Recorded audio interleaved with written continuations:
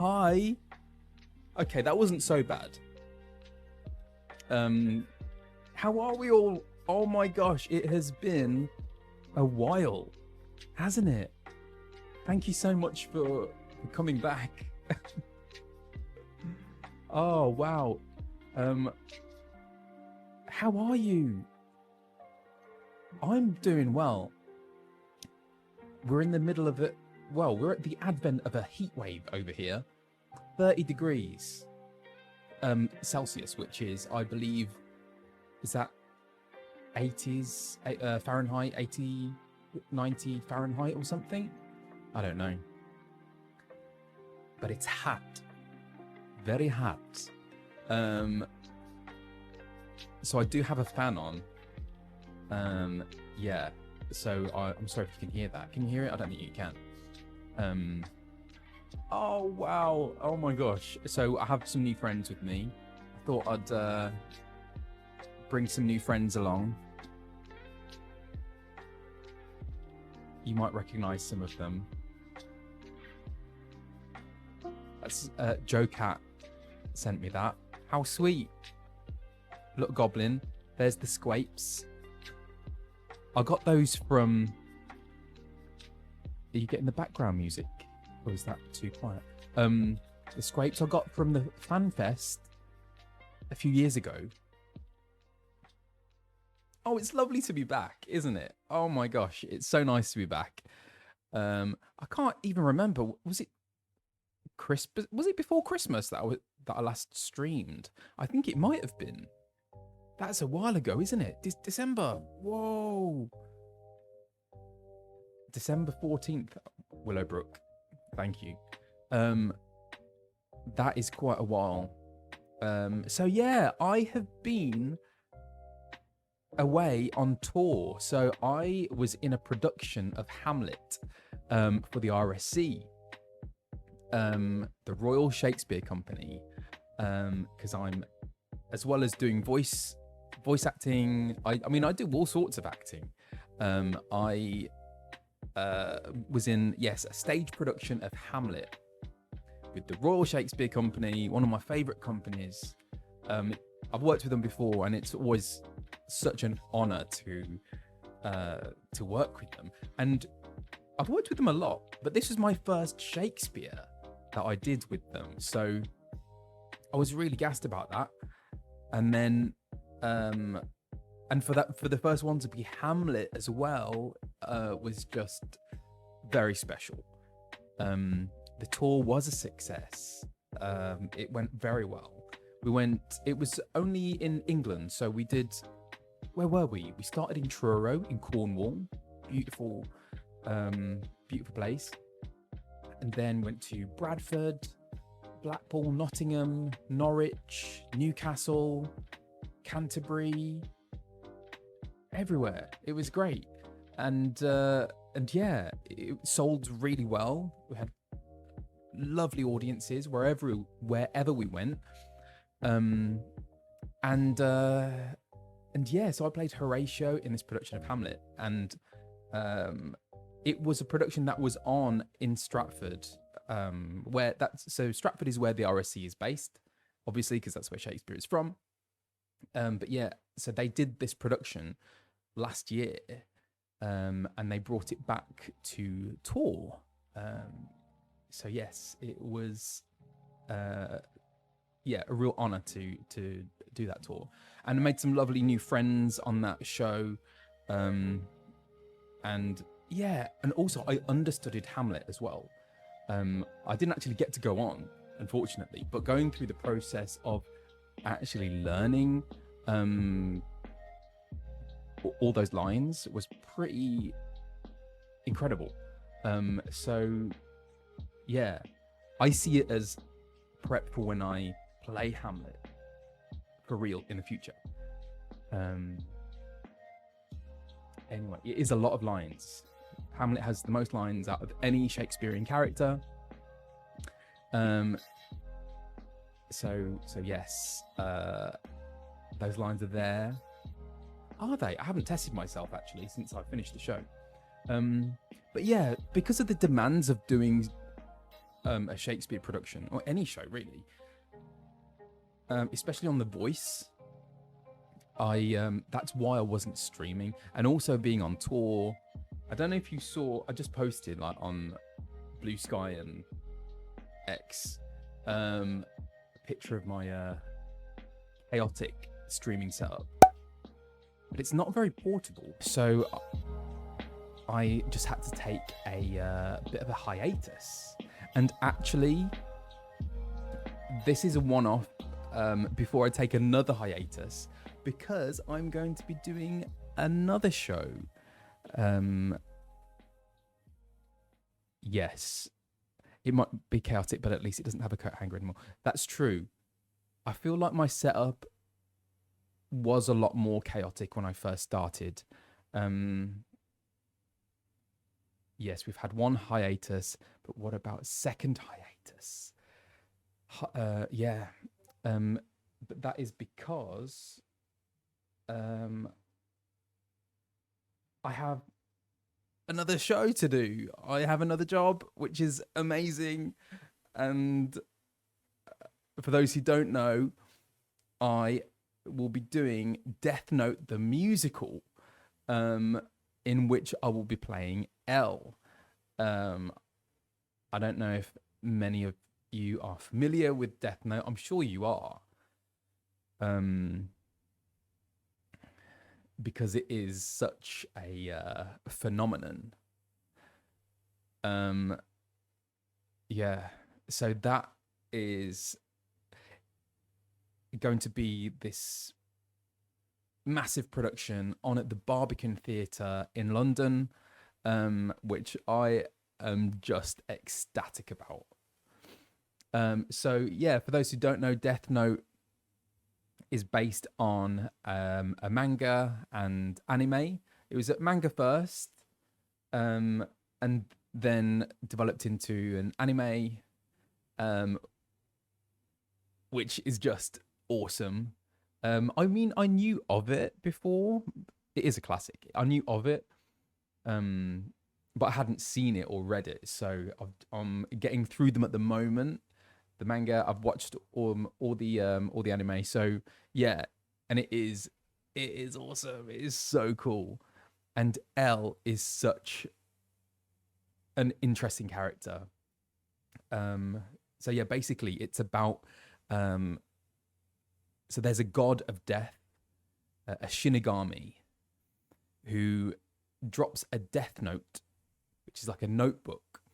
He drops it into the human realm, and this notebook has the power to kill people.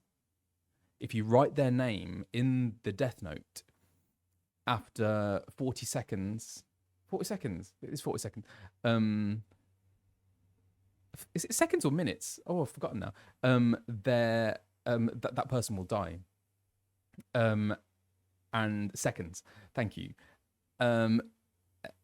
And so the notebook is picked up by this college student called Light, who is this genius, very bright college student. And he sets out with like good intentions to kind of rid the world of evil, and kind of goes on this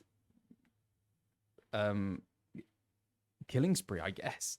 And because he is so bright and so clever, they can't track him down. They can't track who's doing all these murders. So it falls to L, who is like the world's greatest detective, albeit by some quite unconventional means. So yeah, L is enlisted to find out who is the murderer, also known as Kira. And so it's a battle of these kind of genius minds. And yeah, so I'll be playing the detective, Detective L.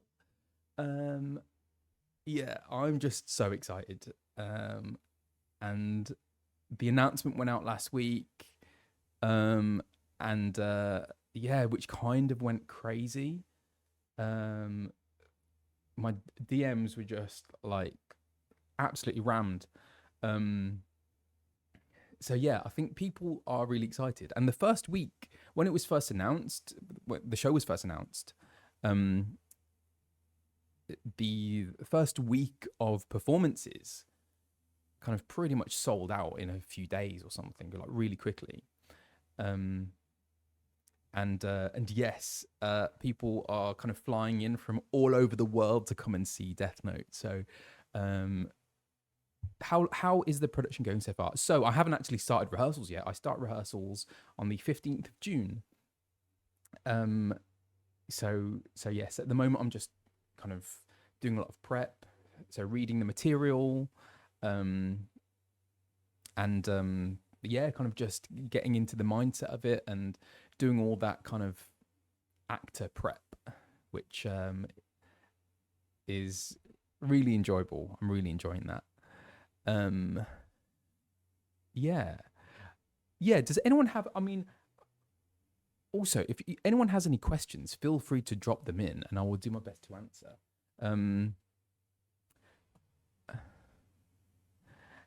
And yeah, so the musical is actually very different to the manga and the anime story-wise. So it focuses, because it's I mean, there are 7, how many? No, 14 volumes of the manga. Not quite sure, but it's a long story. So the musical has been kind of condensed into the really the kind of battle between Light and L. The frog plushie, that is from Hades too. Yeah. Oh, I've forgotten his name. What's his name? I've forgotten his name. Phrynos. Phrynos, that's his name. Yeah. And these were given to me at conventions, gifted to me for, like, people made these. Not this one, but people made these. I don't know about that one. Not sure. That one, that's Chocobo. There is a production of Death Note that has been on for quite a few years now. I would say maybe 10 years, in Japan and Korea. So it's written by the same people, but this is the first time that a full production will have been done in the English language. So yeah, I'm stoked. I mean, it is such an honor and a privilege to be part of this. And yeah, so there will be changes to the script and changes to some of the songs as well, I believe. But yeah, I don't know much until I actually get into rehearsals next month. So, and it's for a 6-week run at the Barbican Theatre. Will there be any video releases? I don't know. I'm afraid. Oh gosh, yeah, I'm just thinking back to the audition actually. I was auditioning for it while I was rehearsing for Hamlet. And actually, throughout Hamlet, I was so ill. Like, I mean, it was kind of winter, and I had a cold 3 times throughout the rehearsals and the performances. And I remember for the recall for Death Note, oh man, I was so ill. It was the day before, so it was the last day of rehearsals for Hamlet, and the next day we were traveling to our first venue, Cornwall. I remember my mom came down because she was worried about me being ill, and she wanted to help me pack. Bless her. So mom came down, and she saw just how ill I was. But I had to go and do the recall while feeling like death. And I went in, there was like a panel of 10 people. And I'm just feeling so awful. And then I had to do this recall audition. I thought after that, oh no, well, I'm not going to get this. But then lo and behold, I got it. So, yeah. That just goes to show, doesn't it?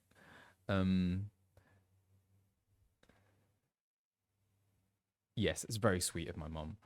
I struggled through, persevered, and it paid off, fortunately. Yeah. So, I see a few questions about things. Where am I looking for these? Here are questions being asked. Oh, okay. Let's have a look at this.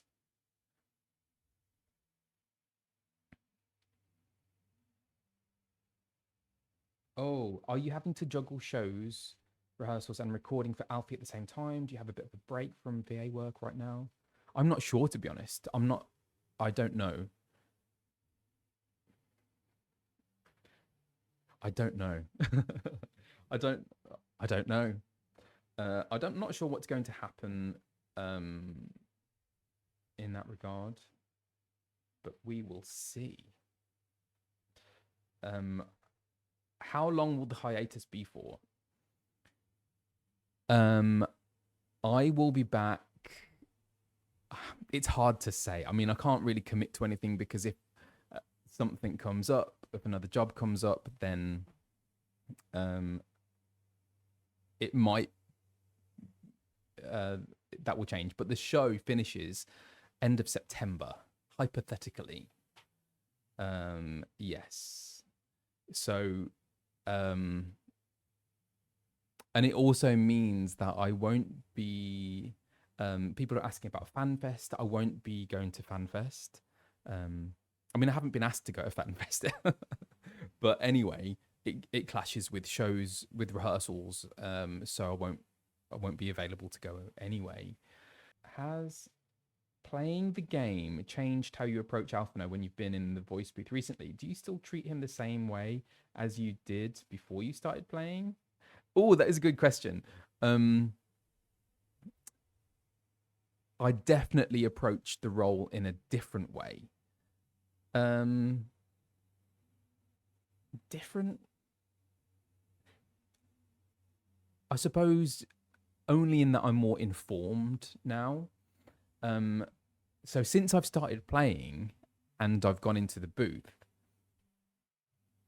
certain references come up or characters' names come up, and now I'm like, oh yeah, I know who that is, or I know where that that bit is in the world, and I can kind of like attach visual references to the names that I'm seeing on the script.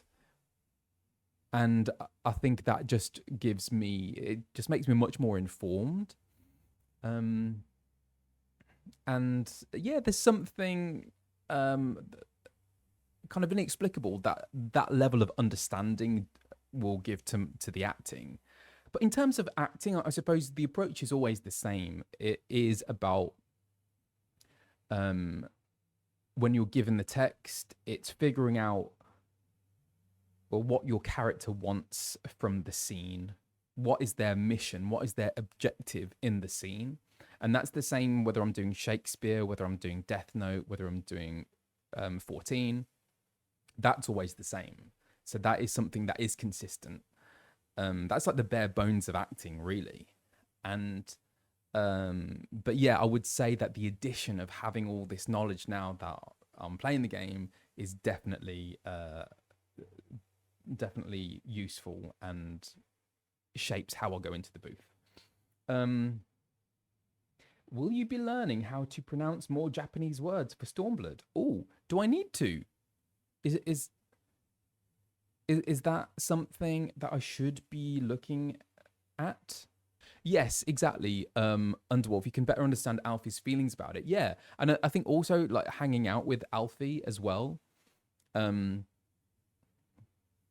much more tuned into his thought processes, I guess.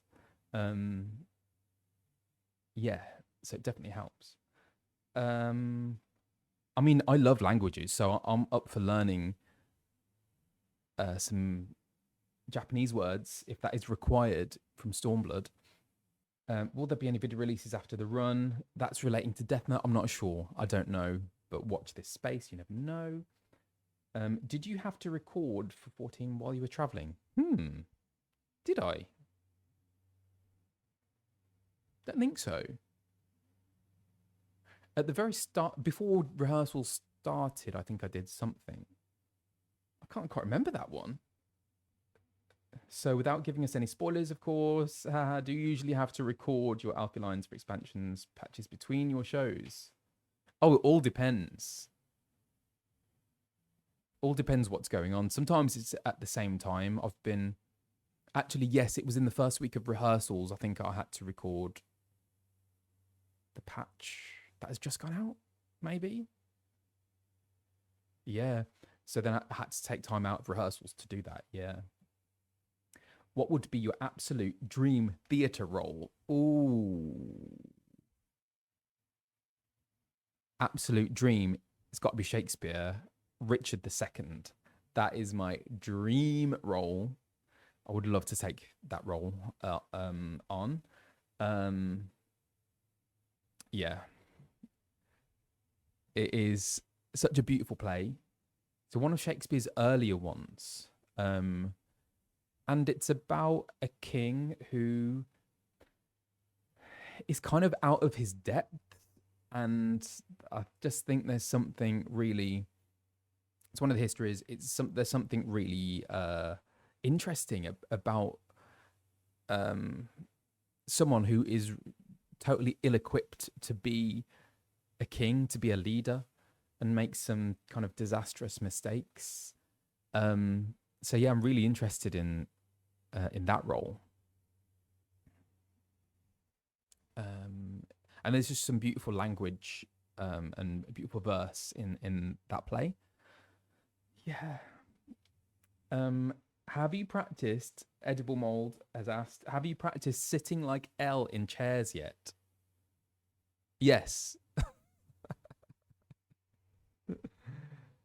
I mean, it's an Asian squat, isn't it? I mean, I can do an Asian squat being of Asian descent, which is helpful. So, yeah. And he also has a penchant for sweet things, which is very convenient because I also love sweet things.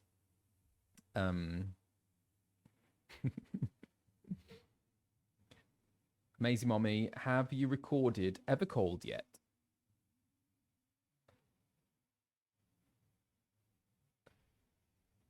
No comment. I don't know what I'm allowed to say, so I'll just have to say no comment. I'll have to do that, I'm afraid. That's what they say, isn't it? No comment. Sorry, I can't be more explicit than that.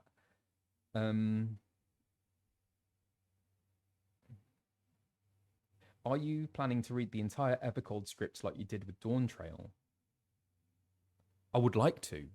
Oh, yeah, I would like to. Have you been keeping up with your Duolingo Japanese? No, I've let that slip, actually. I need to keep up with it. I was neglecting French for a while, so I've gone back to French. So yeah. Oh no, Duo's still going. I mean, what is my well, I haven't done it today actually. How many days have I done? I'm on day 2139. So I intend to keep going with it. I'm going between French and Spanish at the moment, but yes, Japanese I do need to come back to. I would love to go to Japan. I really want to go to Japan. So, and I like the idea of going to a country and being able to speak a degree of the language that is spoken there, even if it's just small little bits, like hello, thank you, basics. I think the polite thing to do, right? How far out from a new expansion release do you usually record? How long are your sessions usually?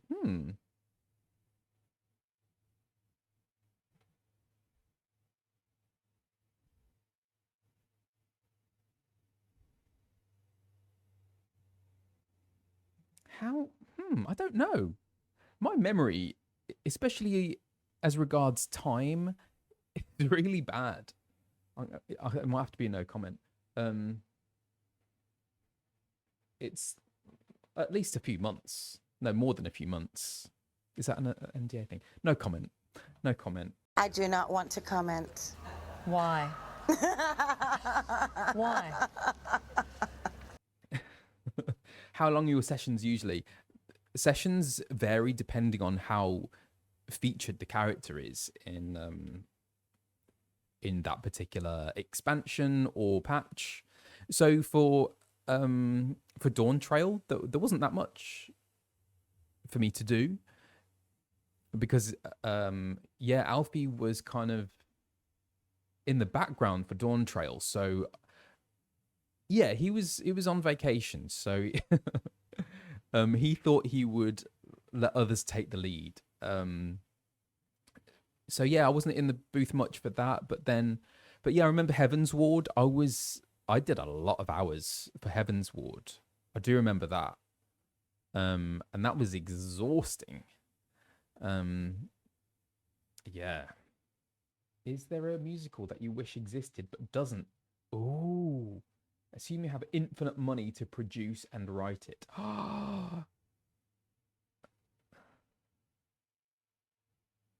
I would love to see, even if not a musical, but a stage version of Jumanji. The original film, Robin Williams. I love that film. That'd be cool to see on stage. Oh yes.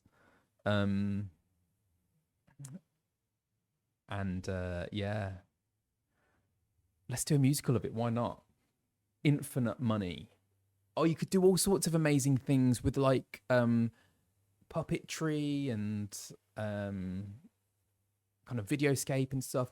Oh, actually, so for Hamlet, our Hamlet was set on a ship, which was reminiscent of the Titanic. So all of the styling was like turn of the century, like 1912 aesthetic, and it was on a rake, which means that the stage was at an angle,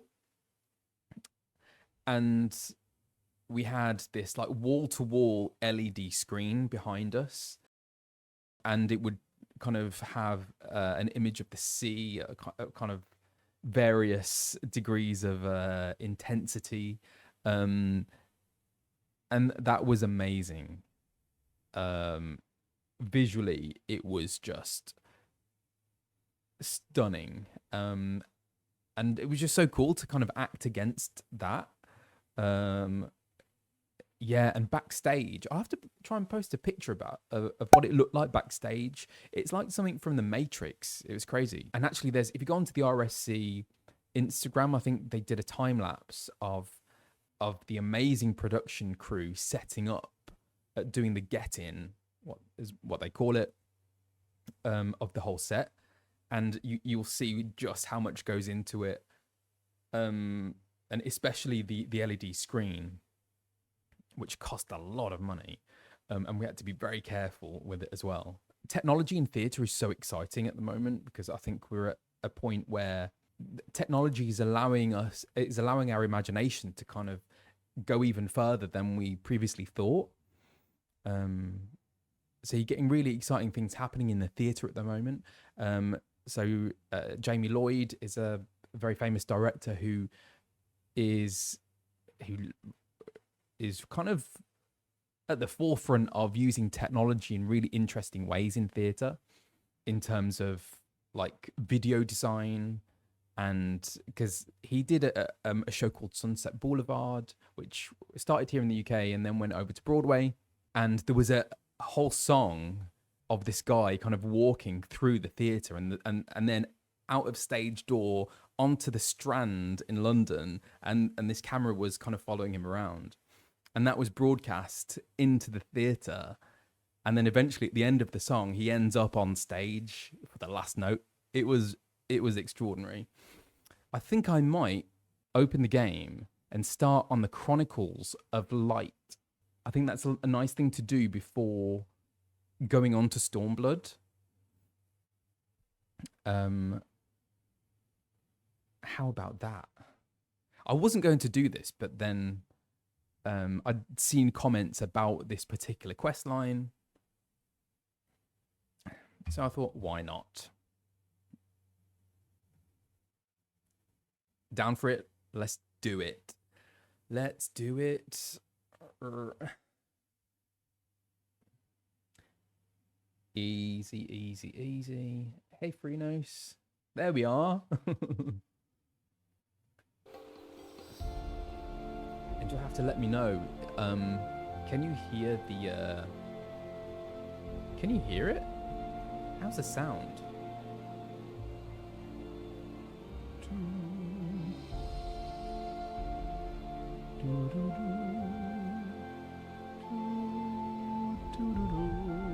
Oh, I've missed this. Oh. Dolphin has been awakened. And I think we start by going into the House Fortant, don't we? Right. Where were we?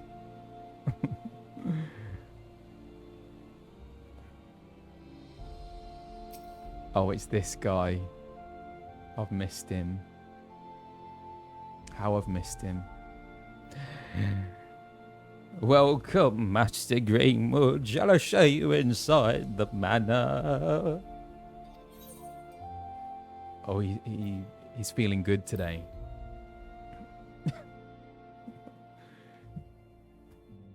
And I believe I go to House Fontaine Manservant.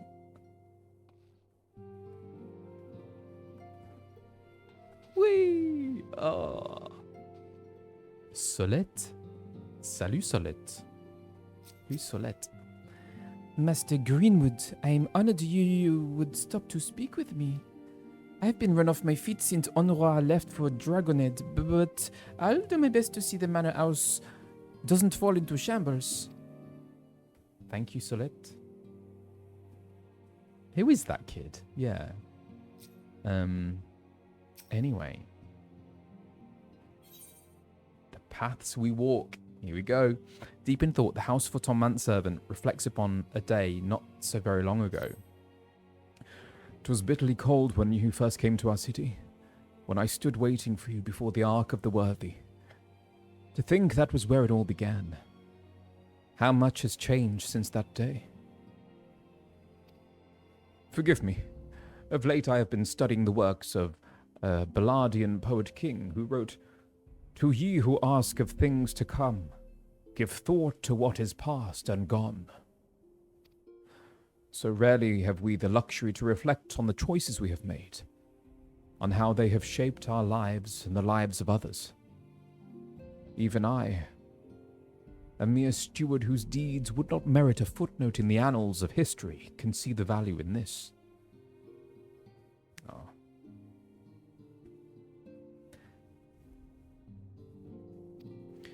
I say this to you, Master Greenwood, because as you move, so too does this world. So too does the world. Pray spare a moment to contemplate your journey while you can.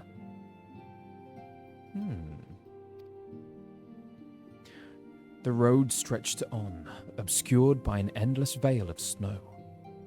Somewhere in the white beyond stood the great iron gates, and on the other side a humble manservant who awaited the coming of 3 travelers. As in Alfie, Dorfin, Tataru?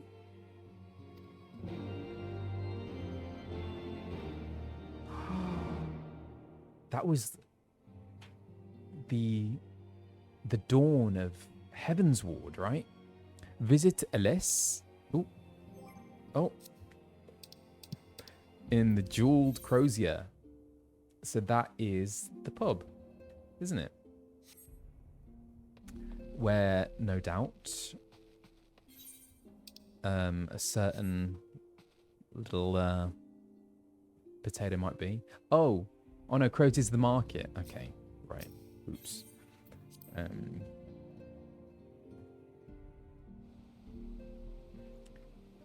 The crozier. Oh. I wanted to fly, but that's not possible. Can I run there? Where am I? Yeah, let's run. Because it's been a while since I've explored these lands.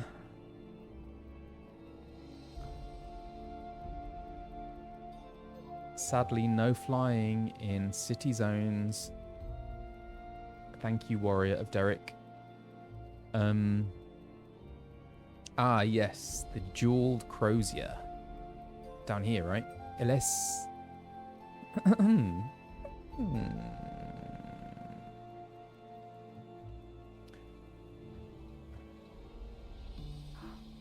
Oh, I feel like I've spoken to her before. I have no idea what voice she had, but hey. She's got a pot of tea or coffee on the go. A warm welcome to you, Master Greenwood. To what do I owe the pleasure? For like she's like a salt of the earth woman who's worked in this market for years. Retracing your steps from those first days in Ishgard, I see. Well, no one could begrudge you for indulging in a little nostalgia. I'm reminded how much I owe to you and yours. Lest you forget, foreign merchants were subject to a frankly unreasonable level of scrutiny until relatively recently. Not so now, however. Now, goods from every corner of Eorzea flow into our markets. And that, my friend, is change we can all appreciate. Merchants of all nations speak a common tongue, and its words are coin. Needless to say, there is little profit to be had in prejudice, especially against those who have received the patronage of a count. Thus, when the wards of House Fortin arrived, she was glad to make their acquaintance.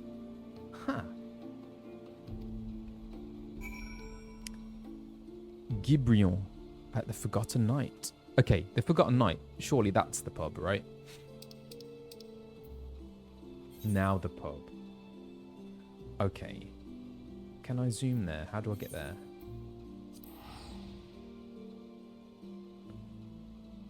I haven't done the thing, have I? Have I just done the thing? I did the thing. Oh, damn.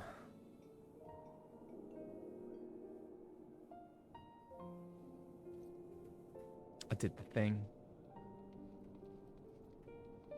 I did the thing. Anyway.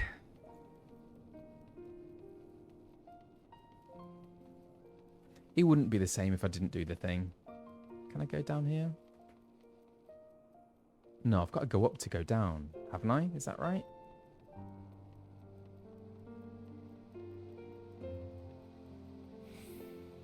I feel like there is a kind of sense memory, like a muscle memory. I mean, it's not entirely reliable, but it's still there, some of it. Okay, here we go. Oh, Gibrion, he's the dashing publican, right?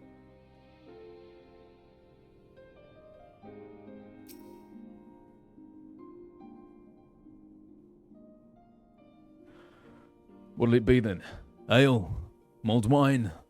No, don't tell me. Tea?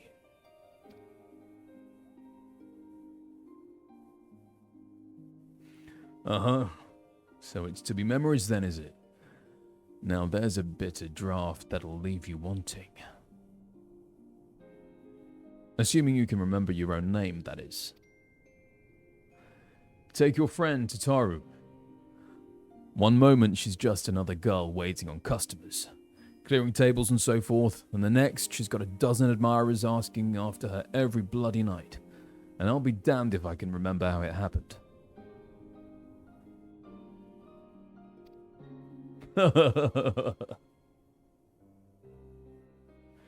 Singing those stupid songs, dancing those daft dances.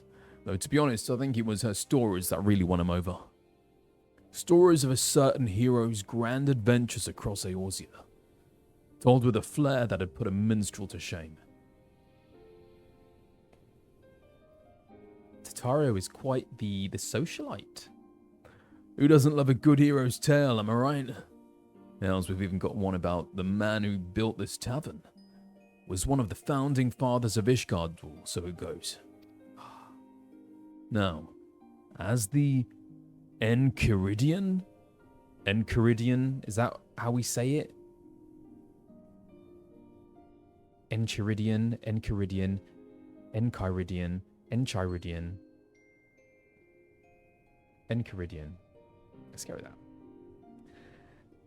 So, with this quest, I won't hear any... None of this would be voiced, right?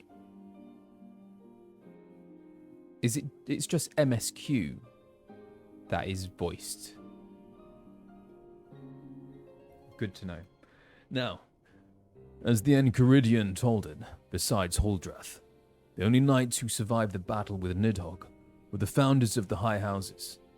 Of course, these days, we all know better than to put too much stock in the words of the church, eh? Controversial. But there's more to our tale than just words. There's a sword, too. One which has been passed down from proprietor to proprietor since before anyone can remember. She's a rusty old bugger, but if you look closely at her handle, you can just about make out an inscription. This is the Chronicles of Light from House Photon. Brothers brave and true, live well, forgotten and content. Brothers brave and true, live well, forgotten and content. A man who forsook wealth and fame and chose the life of a humble tavern keeper. It's just a tale, of course, albeit a good one. As for the truth, who can say, friend? Who can say? He knew everyone's story, though he would never share his own. An optimist. He wanted to believe in the best in people. Sometimes that faith would be rewarded, other times betrayed. But he would listen regardless, and he would hope.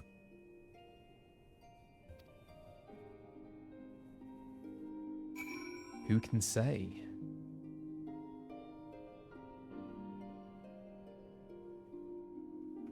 He's very handsome.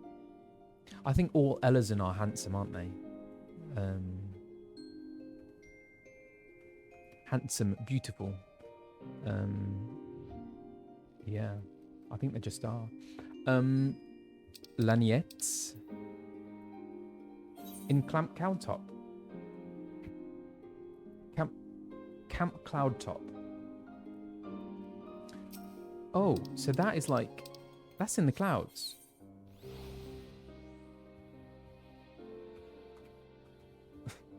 Camp Cloudtop.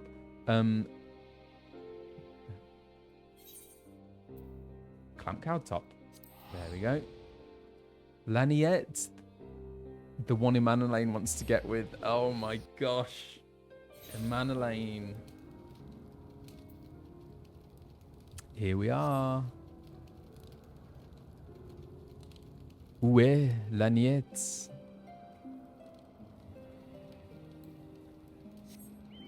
Nugget. Oh, missed you, mate. Missed you, Nugget. Let's see. I feel like she's down here. Is she there? Oh no, maybe she's moved. Oh.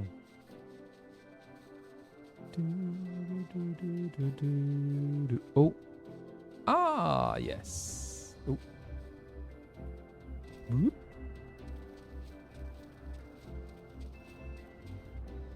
I've forgotten. I can pet him now. What? Do I have to... Oh, can I do... Let me see.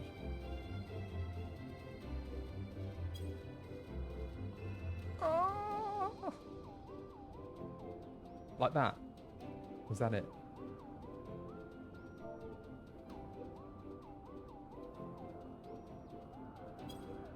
Oh. Dismount first.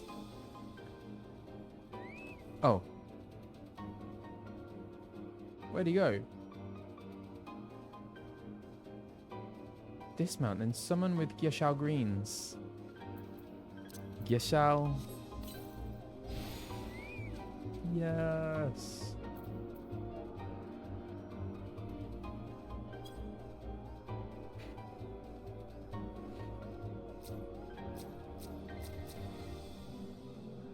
Why can't I target him? There we go. Nugget.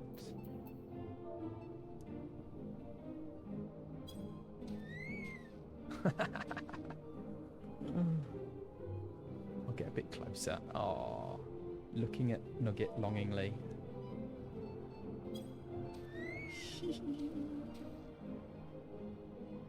Also try poke. Ah, why do I want to poke him? Oh, is it like a tickle? I mean, I'm very close. Maybe I can get a bit of distance. Let's try poking him.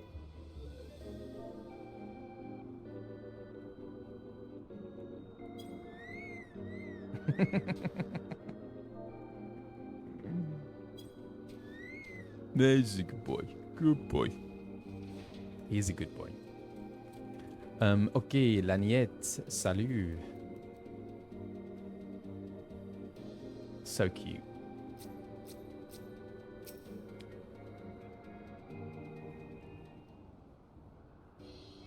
Master Greenwood, I was but this moment thinking of you. I had hoped to speak with you at Sir Emmerich's investiture, but circumstances conspired to prevent me from attending. Mayhap you will allow me to say now what I could not say then. On behalf of House Helena and all of Ishgard, I offer unto you my deepest and most humble thanks. You risked your life to stand against our sworn enemy and freed us from a millennium of torment. Though we can never hope to repay you, we will ever remember you and your deeds, that our children and their children's children might know the man to whom they owe their lives. Thank you. Oh, that's very kind of you. I concede that the grand investiture would have been a more fitting occasion for such words, but I could not risk them being left unspoken. What brings you this way? As you can see, Camp Cloudtop remains much the same as it did during the war.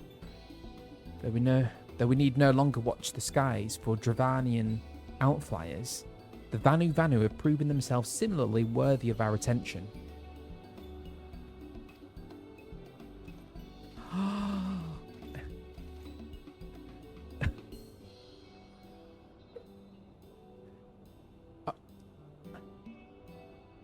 What voice did I do? Oh gosh, hang on, which one is this? I say, old boy. Was it this one? It was this one. You have the most uncanny ability to appear wherever I least expect you. Was that him? Yeah. But enough about that. Au revoir.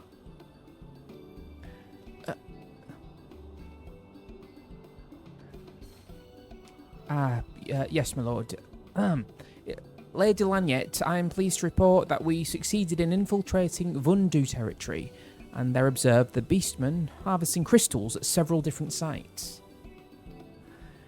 Based on the volume of crystals acquired during our period of surveillance, I've prepared an estimate of how much time I believe it will take the Vundu to gather sufficient crystals for another summoning.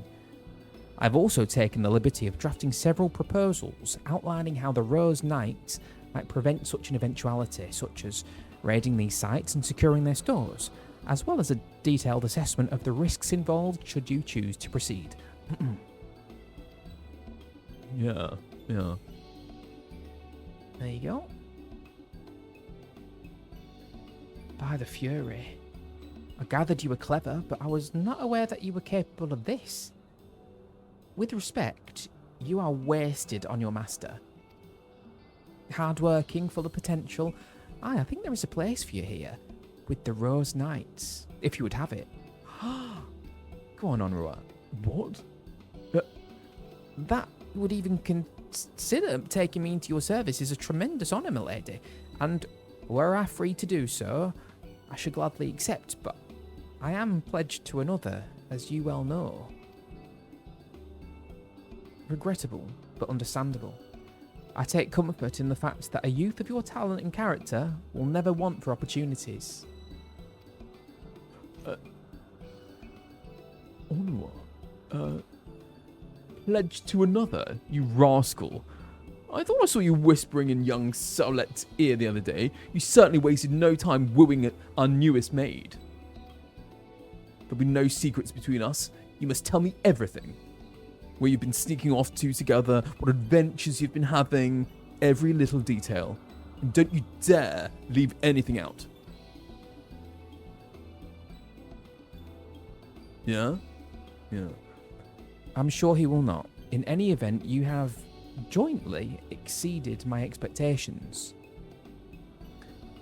I grant you leave to return to the city.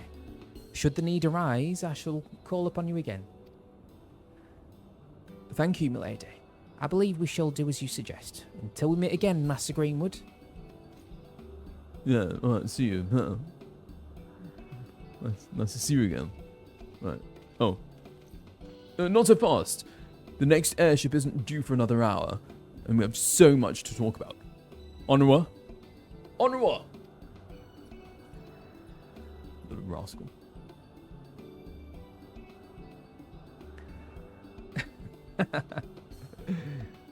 For all the ladies' disdain, it was an old, familiar dance.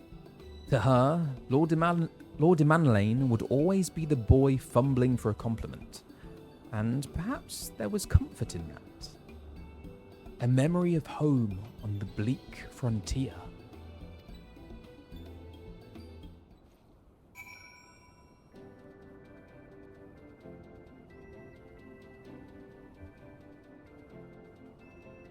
Okay. What is going on? Visit Redwalled at Vulcan's Nest.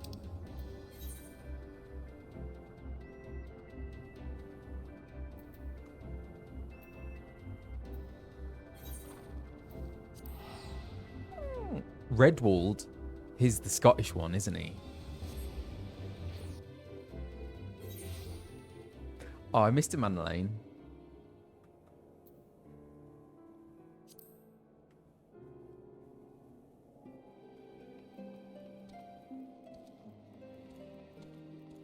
Where is he? Huh? Oh yeah, up there.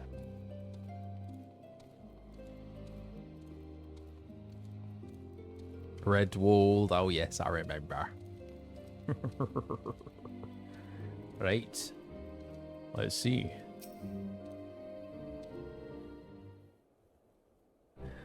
A thousand pardons, Master Greenwood. Had I known you were planning to pay us a visit, I would have seen that you received a proper reception. A feast, perhaps, or at least a formal welcome with the men in full dress. No need for that. You have more than earned it. One need only look to the pilgrims who come in their droves to pray before the relief to see the truth of that. Some abide in silence, while others shed tears. Not for sorrow, you understand, but for joy. Joy at being released from Nidhogg's torment.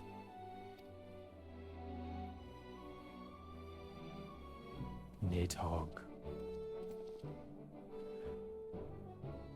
I've forgotten what voice I did for Artuarel.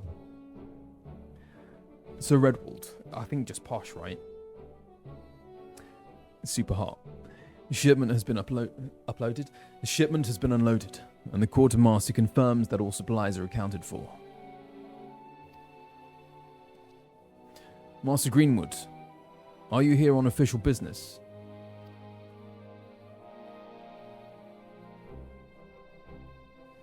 A journey to remember and reflect. Aye, much has changed since first we came here together. Since I abandoned you to follow the heretic's trail alone. Come, my lord. Mayhap you recall the survivor whom you carried back to Falcon's Nest that day. Well, his wife but recently gave birth to their first child. Is that so? Well, well. Mayhap I should pay him a visit. Though he would doubtless be honoured, my lord, you need not put yourself to such trouble. Your responsibilities as Count surely leave little enough time as it is. Think not on that. I am still me and you are still you. Whatever our respective titles, I would speak to you as a friend.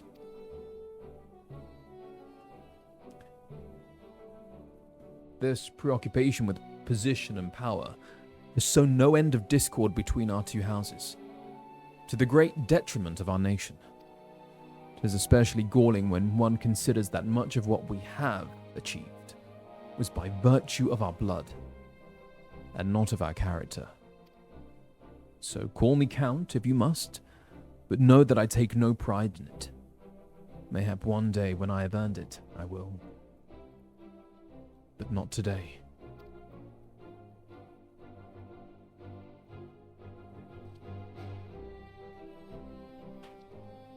Monica.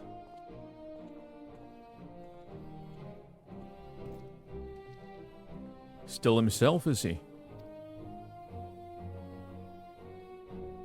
Yeah. An honourable man, mindful of tradition. He was loath to accept the assistance of a foreigner in exile, but when forced to confront bitter truths, he looked within and found himself wanting. Pride be damned then if it lead one astray. He would set aside his prejudices and join hands with this gifted outcast for the greater good of Ishgard.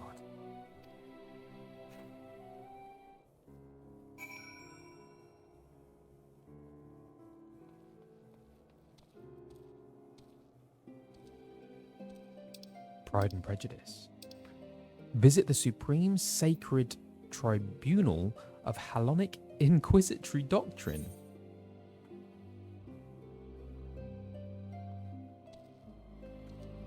Where am I?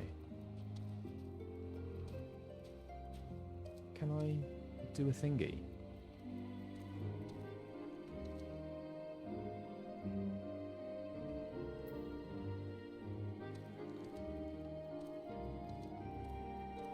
Is it up?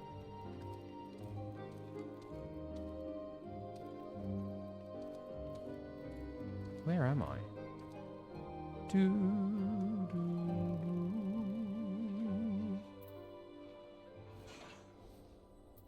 Hang on, do I have to do... Can I teleport there? Or would that be doing the thing? No.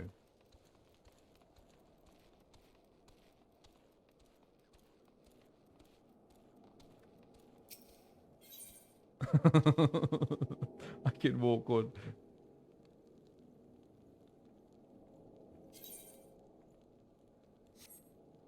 Can I fly there?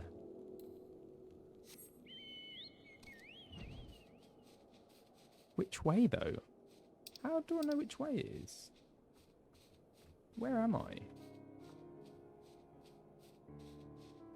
South.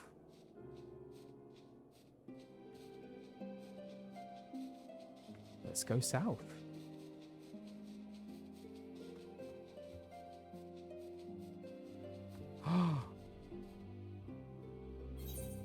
Through the blue dots.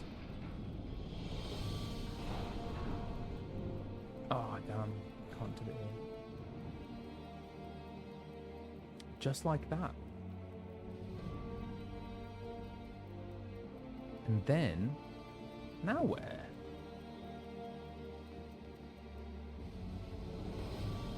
Let's do an Ethernet shard. Aha.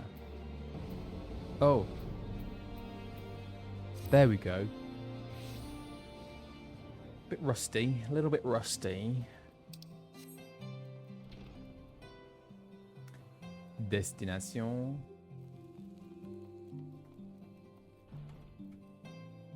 We are in these beautiful hallowed grounds. Beautiful. While the ads are on, yeah, this reminds me of some of the beautiful cathedrals that I saw while I was on tour.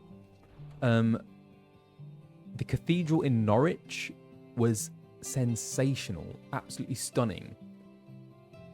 And it just so happened that there was a funeral going on at the time that I was visiting. I mean, really sad circumstances, but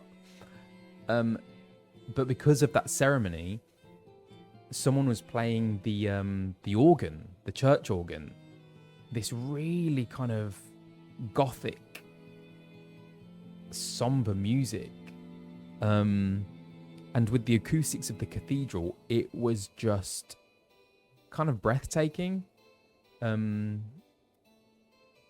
Yeah.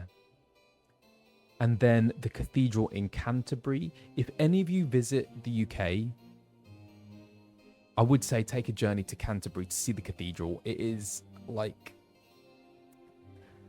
it rivals things that you would see in Rome, honestly. It is gorgeous. And it's so ancient as well, Canterbury Cathedral. And there are many famous historical figures who were interred there. But yeah, it's, and there's like there's a crypt there, very atmospheric. And there's also like gardens where,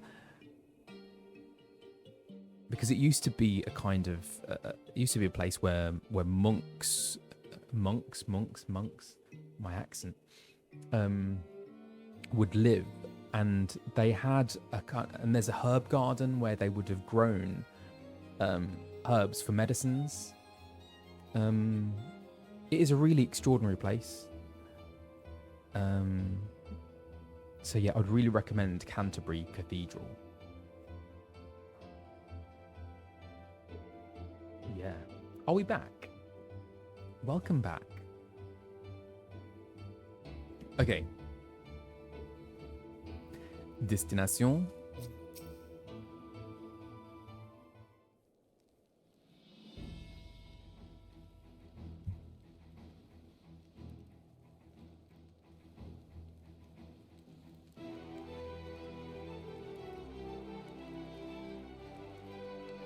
Two foreign heretics against two knights of the Heavensward.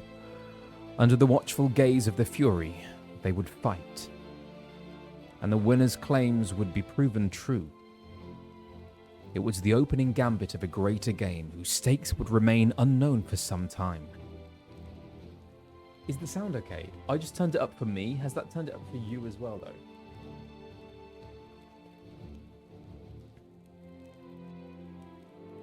We're good.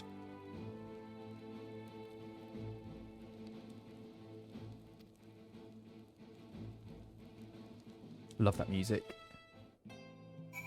Oh.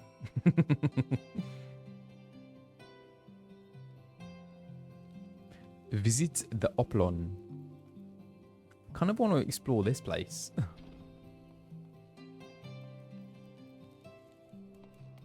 Doobie-doo. so beautiful.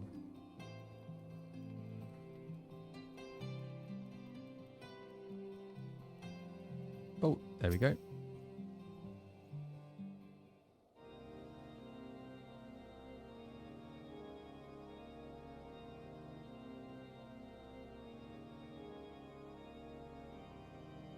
Fancy. Who's this person? You are Master Greenwood, if I am not mistaken. We have met, though I'm sure you do not remember. It was a seeming lifetime ago, when you answered the Archbishop's summons. I often come here to reflect upon all that has come to pass. And when I saw you gazing at the Holy Vault, I thought perhaps that you had too. I have.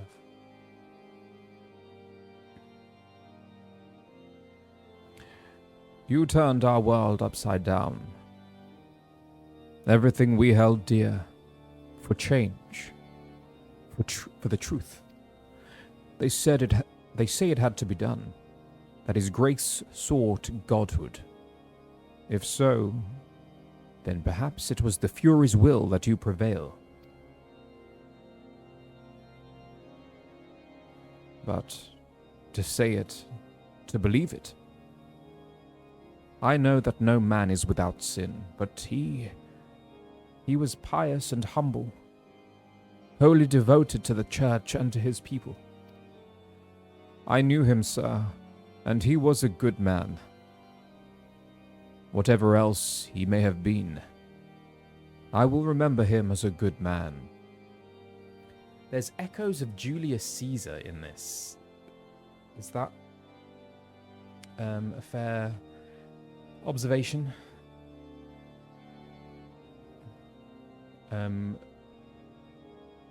Between Brutus. Because there's the two speeches. I mean, I don't know Julius Caesar that well, but there's one speech by Brutus and another by, is it Mark Antony?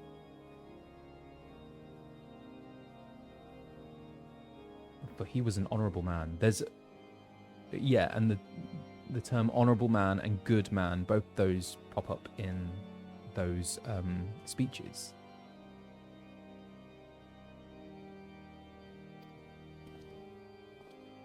Is there something to do with... Oh, okay. To walk the righteous path, to live for the sake of others,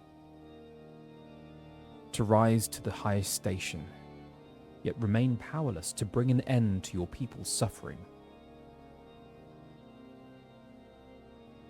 What price salvation, then? What sacrifice beyond reason?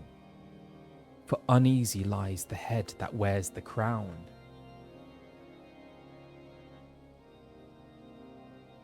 Hang on, that's Shakespeare, isn't it? Right?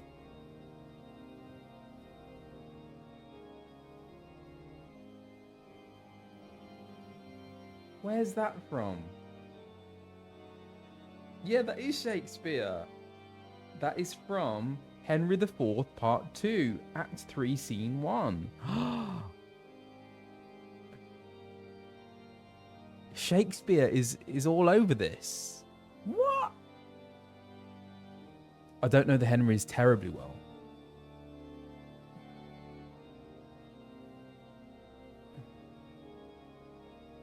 I'm trying not to... Do you know when you search for something on Google anyway, and the first thing that comes up is like the AI overview? I'm trying not to use that. But it doesn't give you the option. Or maybe it does.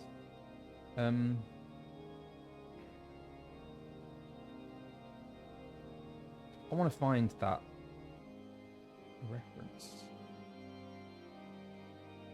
Oh, yes. Okay.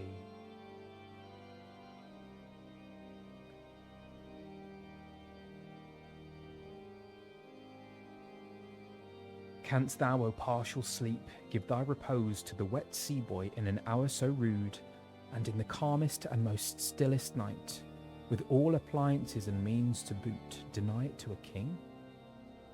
Then, happy low, lie down, uneasy lies the head that wears a crown.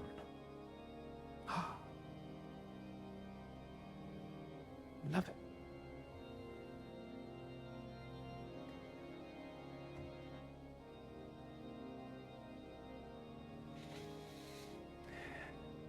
With great power comes great responsibility.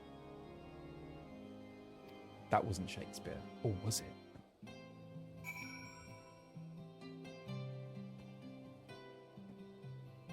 Mo'Wib in Limsa. Oh, Mo'Wib. I haven't seen Mo'Wib in years. Well, it's been a while. Okay. Limsa.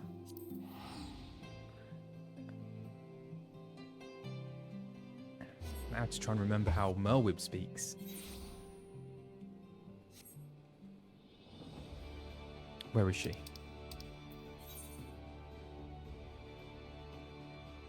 This way.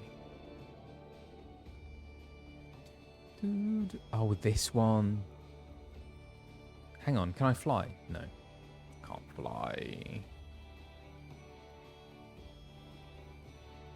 This has so many levels.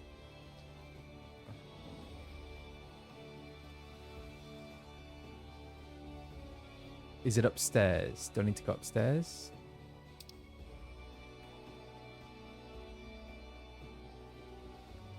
Oh. Oh, I see. Private Greenwood, this is most unexpected. Do you have business with the Admiral?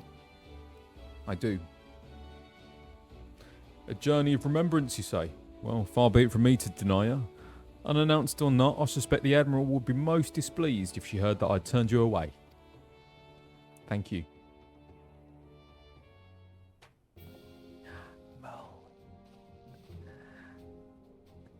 Thank the navigator. I had resigned myself to another day spent listening to my advisors prattle on about the Beastman's latest movement. Come, Private. Tell me of your adventures. I think I'm doing like the OG Mo'Wib.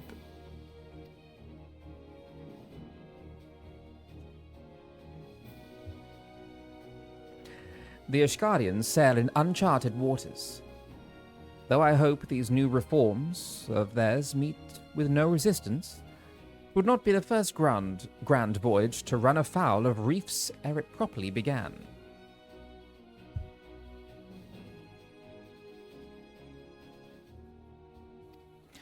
But with Sir Emmerich at the helm, they may yet chart a course for generations to follow.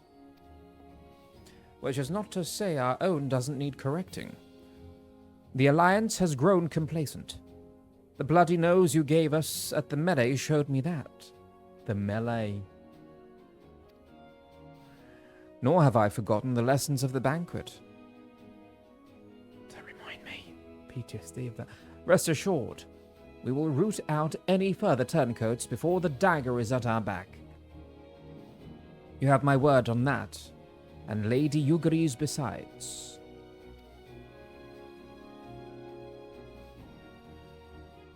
She had never been one to retreat, much less in the face of transparent theatrics.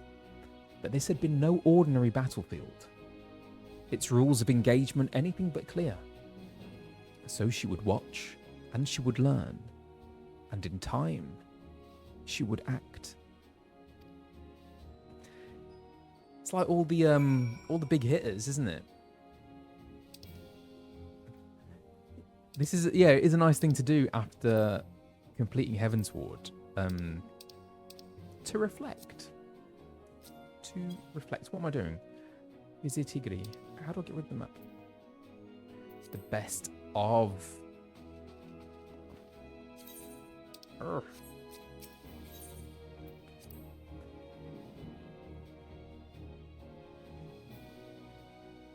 Revenant's Toll. Can I use an envelope to get back there?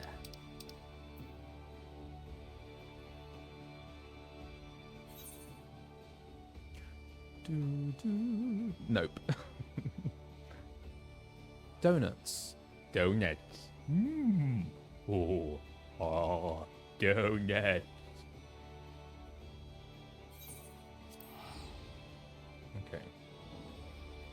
Right.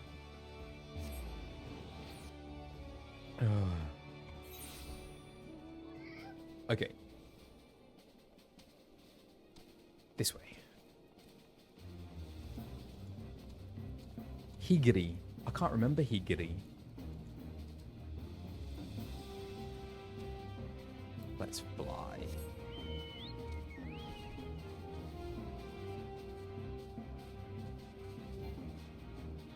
Your mount can fly no higher. Oh.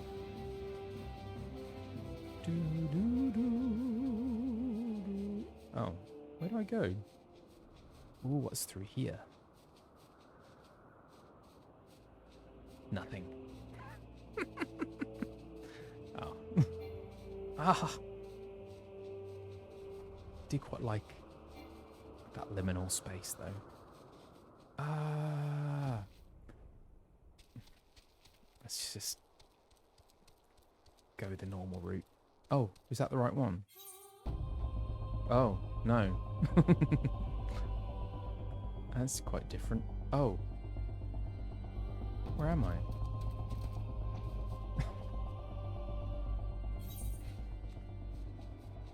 Down a hallway?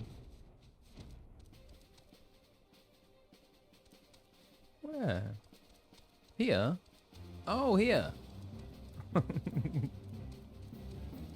I really didn't need to get on Nugget for this.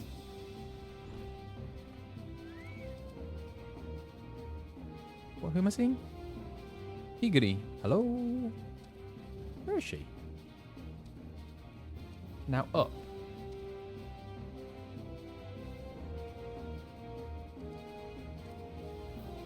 Upstairs? How do I get upstairs? This way? Oh. No? Oh, there's the stairs. Oh my god.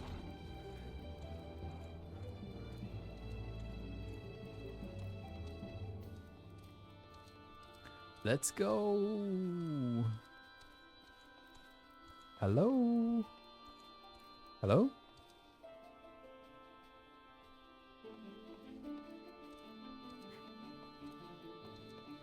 Hello?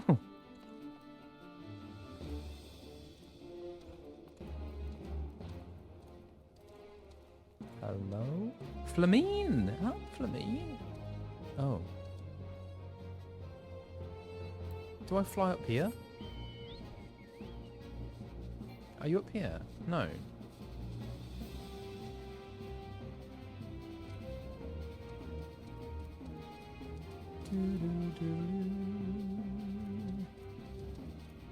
Oh. No, you were just there. What on earth? Here? No?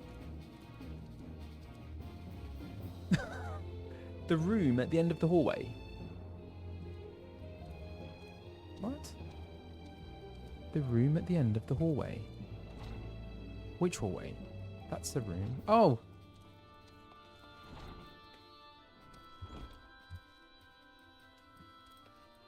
Oh yes, I remember. Oh.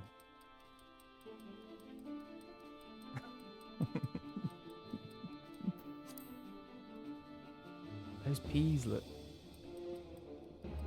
funny. What is she whisking? Nothing. Melons or cabbages? Pumpkins. Carrots. They like the scrapes.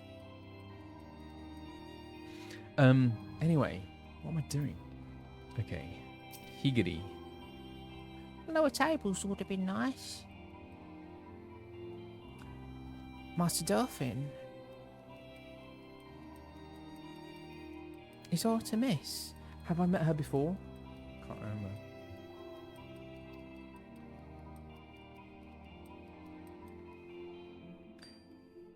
I'm both flattered and surprised that you should remember my small role in this tale, given the grandeur of your subsequent endeavours.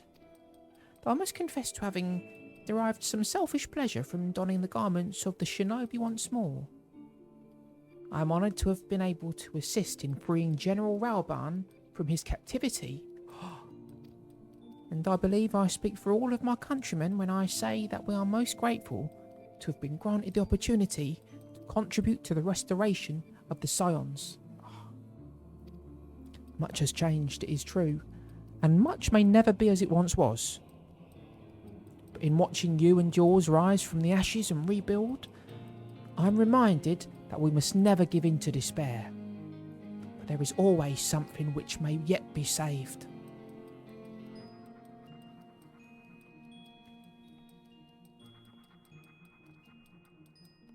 For those we can yet save. What is it? How does it go?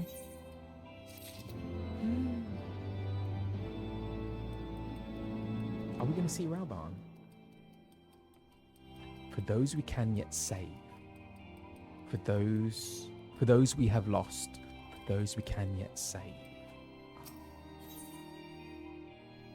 Prevention was ever better than cure, as Higiri knows only too well. Will you be travelling to Aldar next? If so, I would ask a favour of you. I've prepared a special unguent.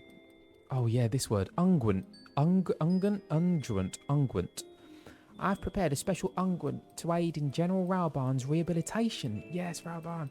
Injuries such as his must be tended to daily, even long after they have been healed. You need only deliver it to his man, Commander Swift. He will see that the Flame General receives it. There you go. Thank you.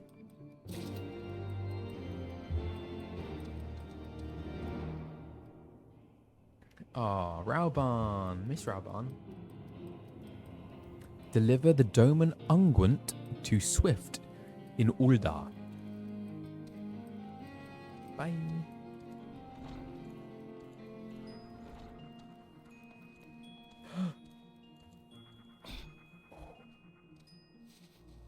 I miss doing that. Where are we? There.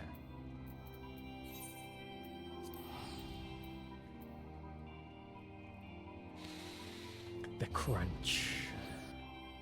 It's very nice.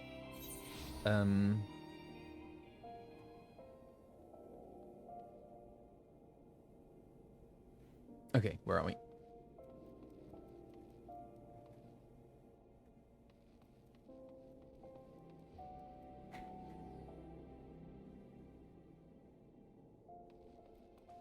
Nenebaru.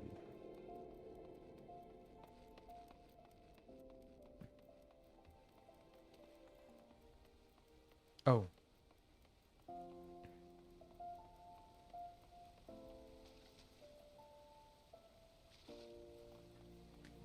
Meow meow.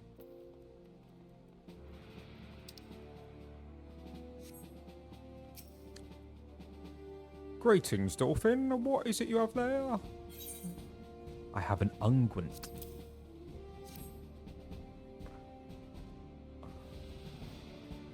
Unguent? I was not aware the General required such stuff.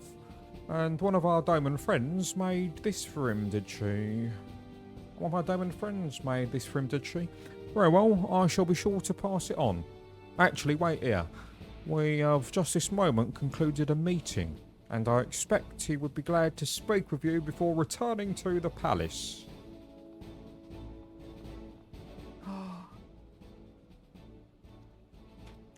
Rauban. So, Commander Swift tells me that you came all this way to deliver unguent. I did. Daily, she says. Ha! Well, mayhap it'd be best to be prudent. The gods alone know why you agreed to deliver it for her, though. Unless you mean to favor me with that rematch I requested.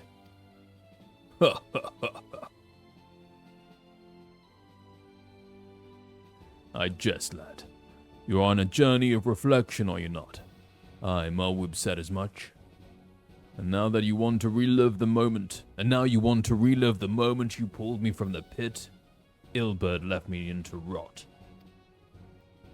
It shames me to think of it, that I was so blind to his hatred. Ilberd. Oh my gosh, that grimace. terrifying Ilberd. Well, Larito tells me that it was not always so. That Ilberd admitted to him he once believed that I would return to Alamigo at the head of an army. But years passed and I did nothing. For all my accomplishments, for all my wealth, power, and influence, I did naught to better the plight of my people. Not for lack of trying. But Ilberd didn't know. He thought the bull of Alamigo had grown fat and complacent, that my story set a bad example of our countrymen.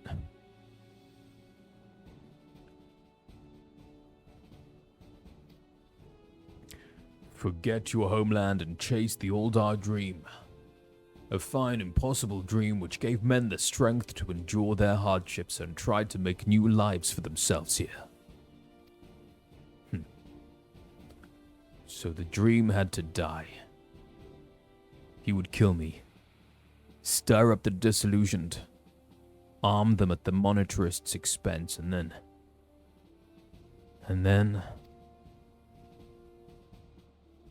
Forgive me.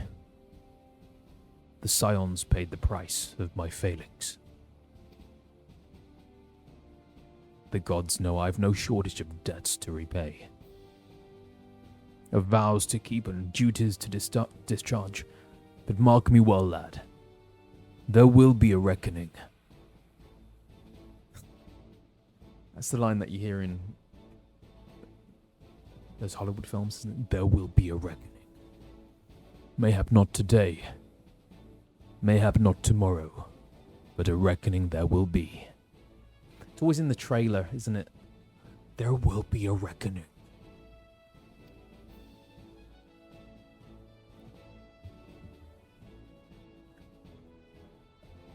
I wonder if anyone in real life has actually said that. Unironically. In a world without potatoes, there will be a reckoning. A refugee of a fallen nation, he had risen from the depths of poverty to claim a seat on the syndicate.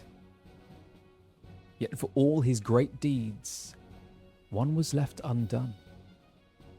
And like sands through an hourglass, the years slipped away, taking with them an old friend's hope.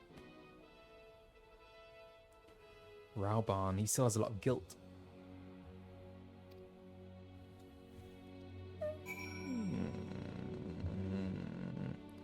Gorgania Mills in the Curthen Western Highlands. Who lives there, I wonder?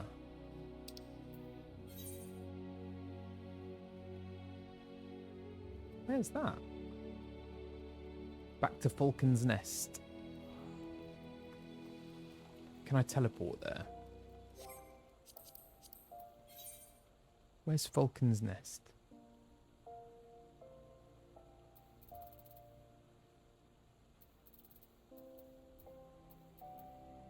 There.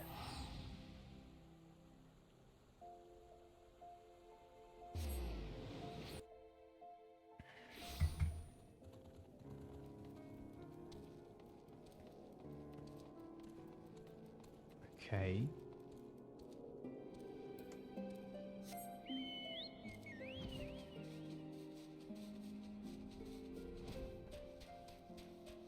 Who am I going to find there?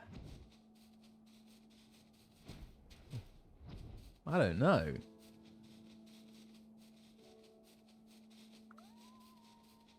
Iselle? No. Imagine.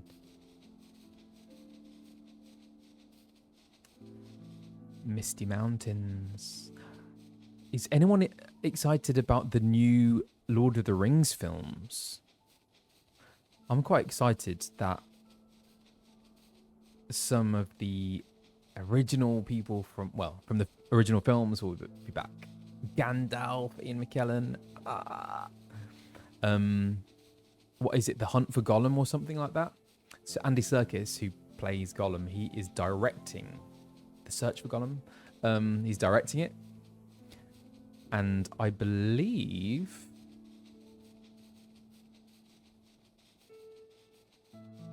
Who is going to be back?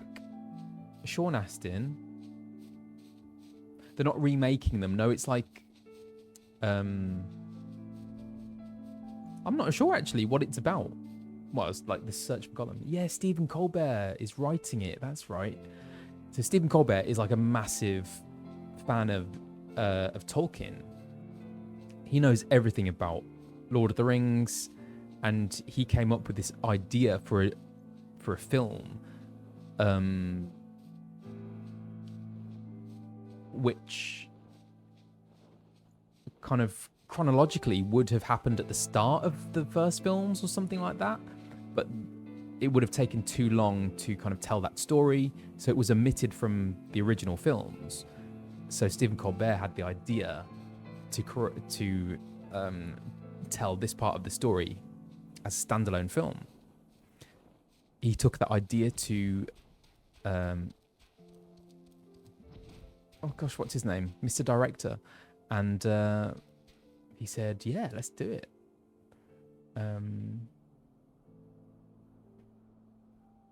Peter Jackson, of course. Okay. So I'm quite excited. I haven't seen any of the new TV adaptations. I should probably watch those. Has anyone watched those? And have you enjoyed them?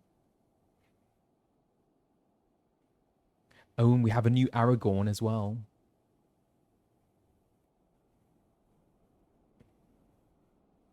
I've forgotten who. Rings of Power. Okay. I will have to watch. Okay. Visit Gorgania Mills.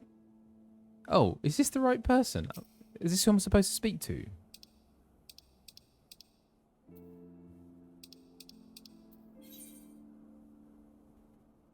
I guess?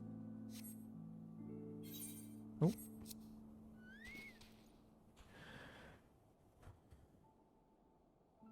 By the Fury, is that you, Master Greenwood? Forgive me, but what reason could you possibly have for returning to this godforsaken place? Mayhap it is fate which brings you here on this day of introspection and reflection. We are come to Gorgania Mills to accept the surrender of half-dozen heretics who once fought for the Lady Iceheart. If you are intending to visit the cellars, I would ask that you do nothing to unsettle them.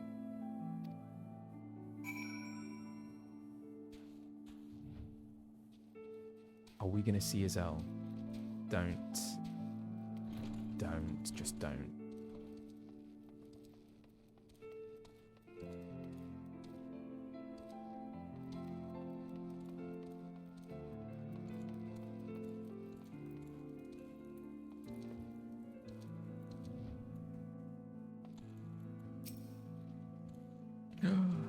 Wait, I know you. You were at the amphitheater with the Dragon Slayer. I suppose we owe you an apology. When you came to us seeking to parley, we were sure it was a scheme to lure out our lady. Oh, we were sure about a lot of things. When she first shared her revelation, when she told us that she was not Saint Shiva reborn, we assumed it was a test. For had we not prayed for salvation? Had she not descended to deliver us from evil? She replied that our prayers were but fuel for a fever dream, a construct born of desperation and denial. She was no savior, she said. But we marched upon Ishgard regardless. She pulled us from the brink of oblivion and implored us to find another way. And here we are, ready to lay down our arms at last. It's time. She considered you a friend. Had things been different, mayhap we could have been friends too. Farewell.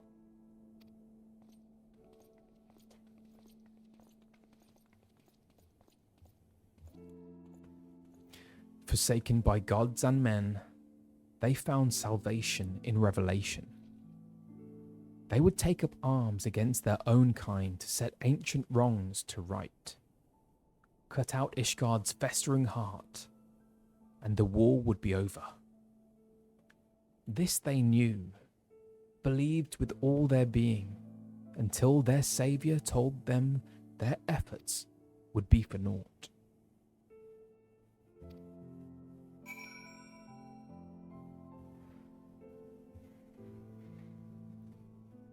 I miss Azelle.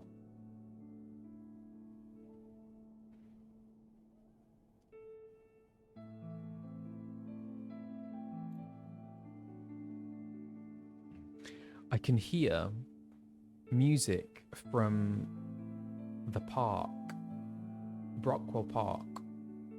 There's some sort of, like, I don't know, concert or festival going on there.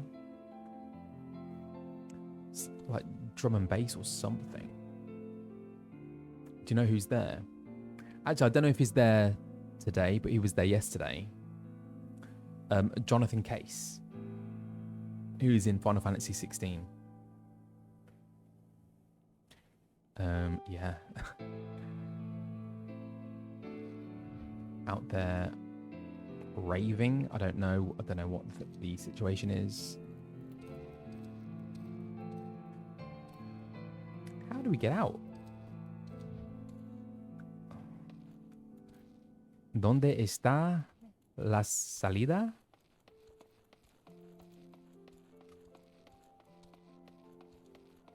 Well, this feels like Doom at this angle. Okay, where's the Convictory?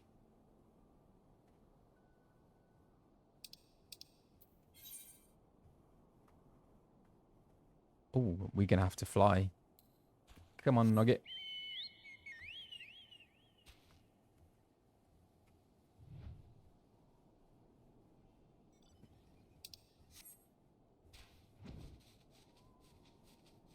Let's fly. So who are we gonna find at this one?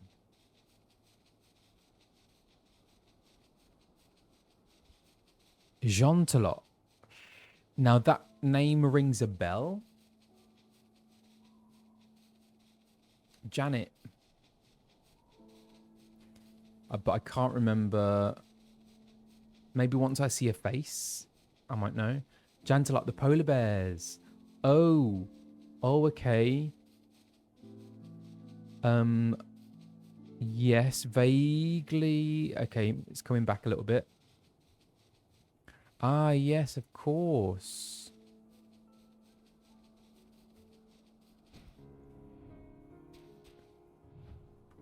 Jeantelot. Ah. Well, if it isn't the great warrior of light himself. He who slew the dread worm Nidhogg, bringing an end to 1,000 years of war. And my very livelihood. Oh, go on then. Strike me down and finish the job.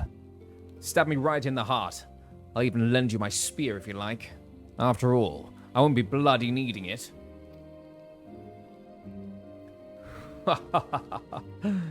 Tell me true. For a moment I had you fooled. Gods. As if I could hate the man who rid us of Nidhogg. Phew, you had me there. Oh, unless you worry, that business about me losing my livelihood couldn't have been further from the truth. In point of fact, peace is proving surprisingly lucrative.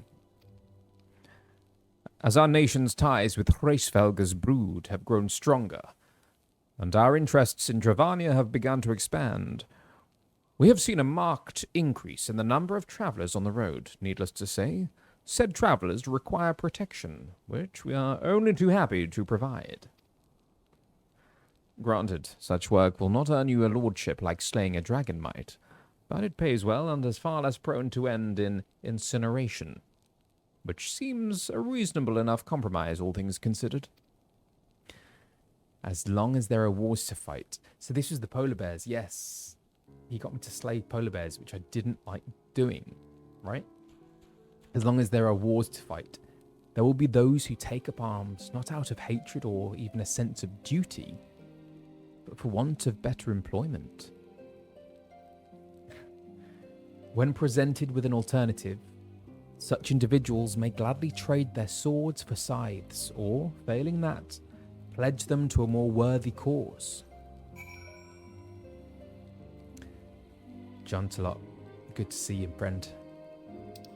Marcechon. Marcechon.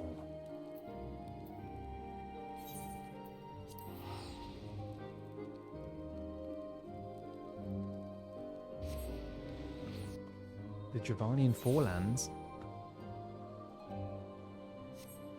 I can't quite remember Marcechon.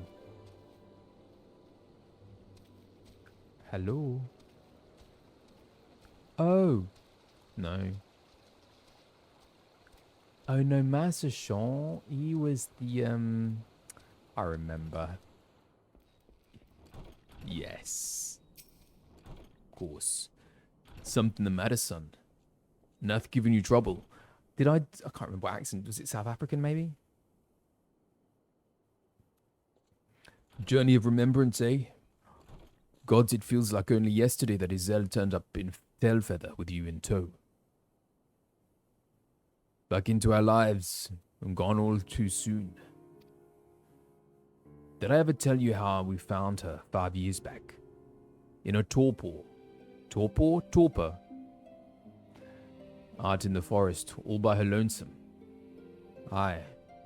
Well, we weren't about to leave her there, so we carried her back here and tended to her till she woke up. Didn't say a word for days, Izel.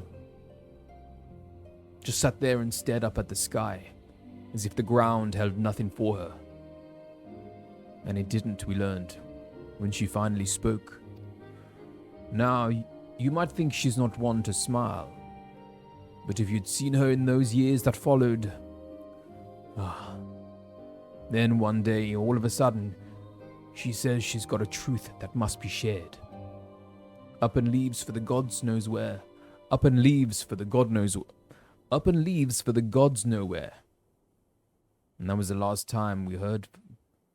And that was the last we heard of her. For a time. Redemption's not beyond us, friends. Come and hear the truth. Come and hear the Lady Iceheart speak. And they did. From far and wide. Or so the story went. Some said there was nothing in it. But I knew. I knew. I think, Dorfin, that deep down, most folk want to do right by themselves and by others. And they try. Oh, how they try. You do, certainly. And so did she.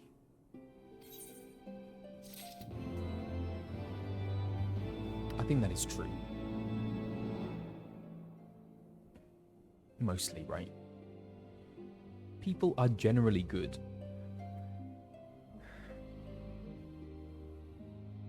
And people try and do their best. Generally. But the things that we see on the news, social media, may lead us to think otherwise. But generally, people are good. Oh. Do I have to ask him again?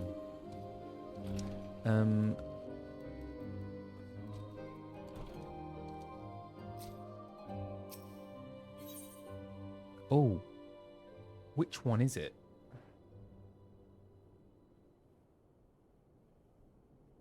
Oh, sorry, I missed that message again. Actually, yeah, do you know what? I might take a little bit of a break.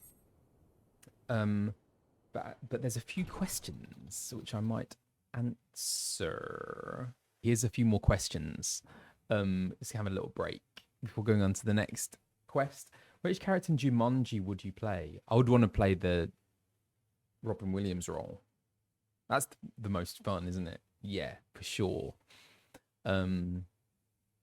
This is for those who weren't there earlier. Someone asked, like, what stage production would you like to see if you had infinite money? I would like to see a stage production of Jumanji. Yeah.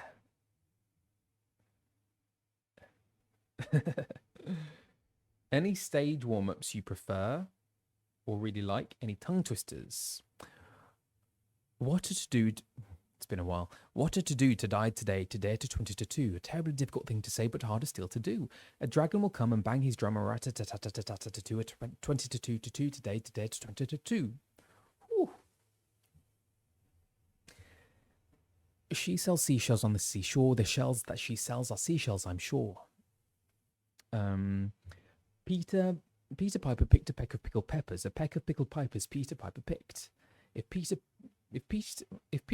picked a peck of pickled peppers, how many pecks of pickled peppers did Peter Piper pick? Something like that. There's your few. Question: we're a month out from your birthday. Any fun plans? Oh my gosh! Oh yeah, it's my birthday in a month's time. No plans. I will be in rehearsals, which is a lovely thing to be doing on my birthday, actually. Happy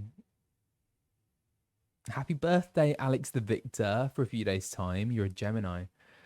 Scary Moosh Music, happy 25th birthday, Colin. If only. Yeah, no plans. I'm not much of like a birthday party person. It might sound strange considering I'm an actor and that I that I'm streaming. I have my own Twitch channel, but I really don't like being the center of attention. So the idea of a birthday party actually makes me feel very uncomfortable.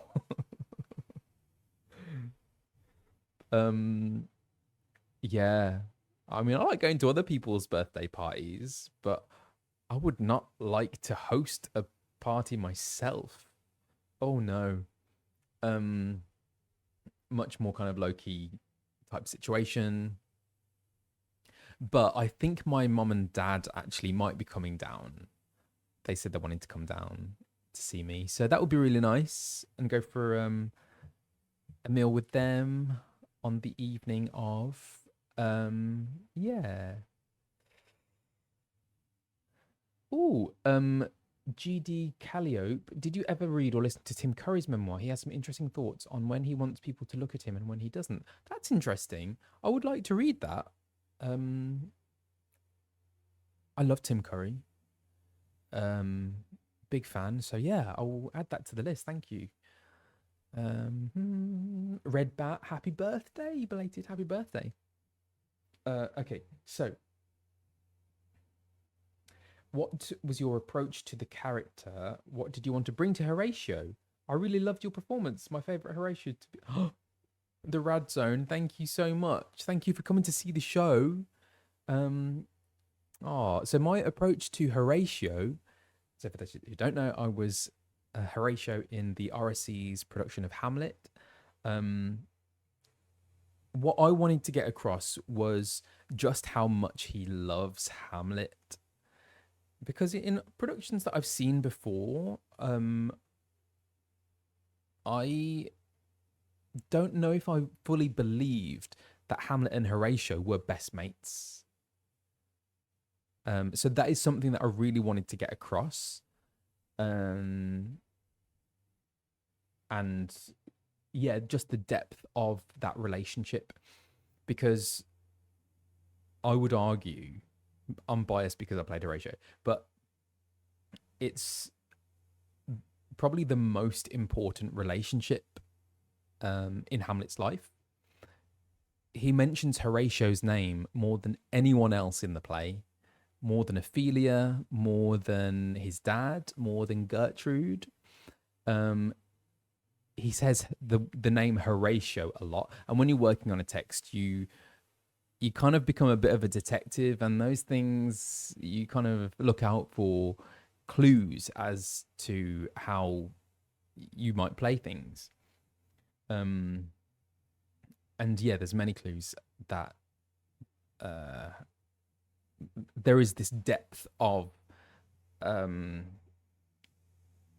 friendship, which is unlike any other relationship that he has in that play. Yeah, I think so. Yes, and also he is the one who survives to tell the tale as well. He is. I mean, Hamlet's parting words are asking Horatio, enlisting him to tell his story. So that just kind of points to how much he trusts and cares about Horatio. And trust is such an important thing in this play because there's so much deceit. Horatio is the one person that Hamlet knows he can trust. He can't trust anyone else. Yeah, he's the one sane guy, exactly.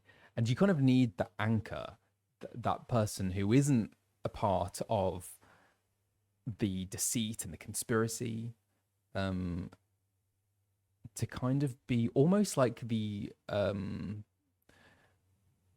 eyes for the audience, I guess. I had so much fun playing Horatio.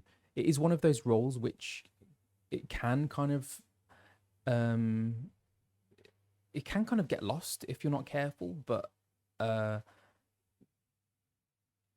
yeah, I had a lot of fun with it.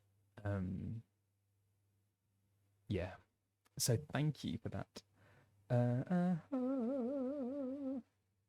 Question: are there a lot of retakes for each line? How big are the chunks of dialogue you read at a time? A lot of retakes. Yeah. So when you're recording, I'm assuming this is for 14, or any video game, when you're recording, you offer generally two versions of a line to start with, and then the director will say, okay, yes, great, I liked how you did the second one. Actually, we probably need a bit more urgency for that because you're about to go and do this, and you get more context, and so then you'll have a few more goes at trying to find how to deliver a line. Yeah, so I don't know, anything between, like, sometimes you do your two versions and they're like, yeah, got it, let's move on. That happens. Other times you might spend a good 5 minutes trying to figure out how to do a line. It can be quite tricky.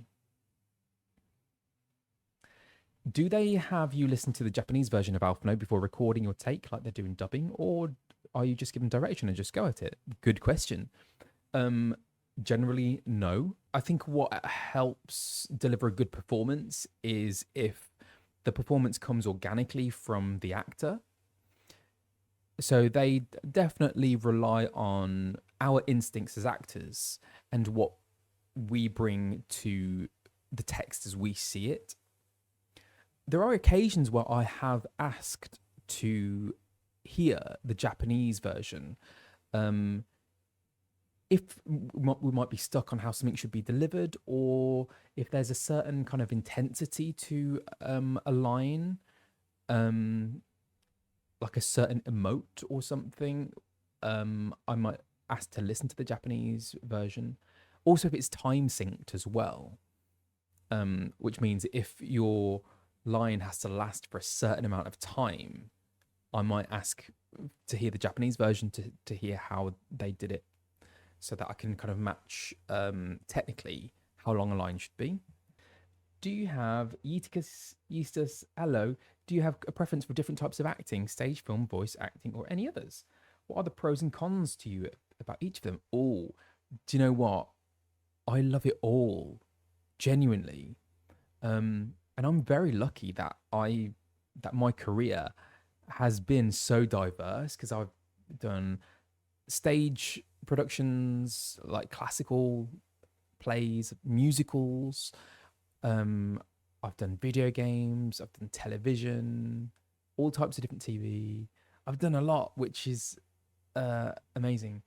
Theatre I love because live performance is so unique, and there is something magical about doing a live performance and performing with a group of actors all telling the same story to this room of people That there is something very special about that.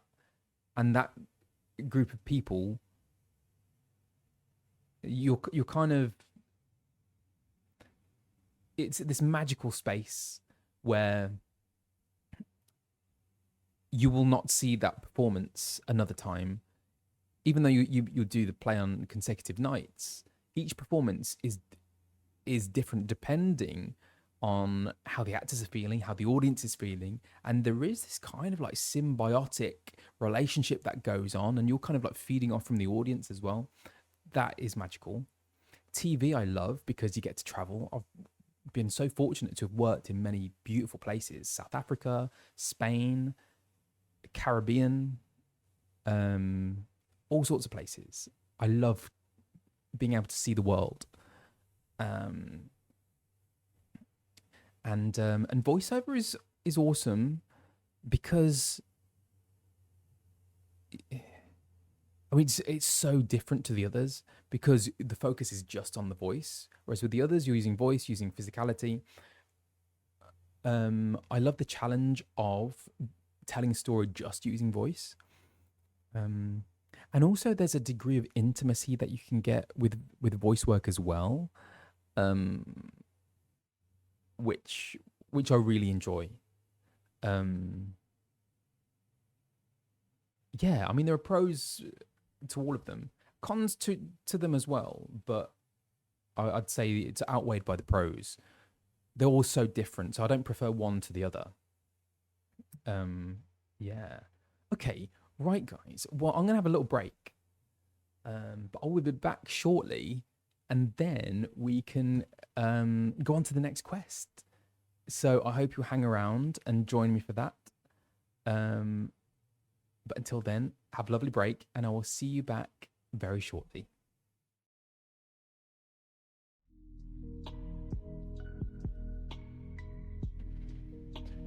Hey people, I'm back. Oh, is the sound funny now?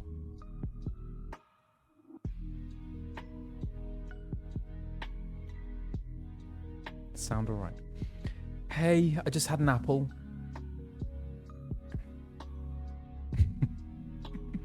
How many drinks do you have? Just one large glass of water.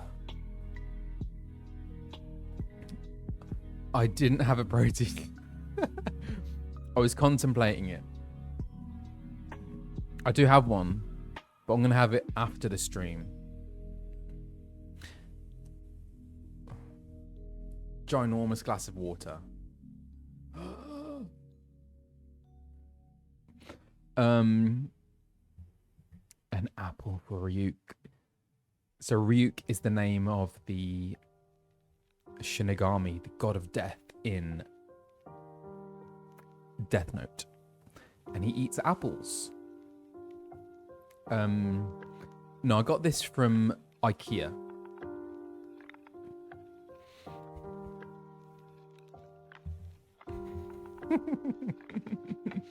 Objects in the stream are closer than their beer. Very good. Yeah, it's too hot for coffee or tea, so I'm sticking with water. Also trying to be healthier, I guess. Not that tea and coffee is unhealthy, but just generally, in order to, I'm kind of in the mode of getting fit to do the musical. Also, I've been having tennis lessons.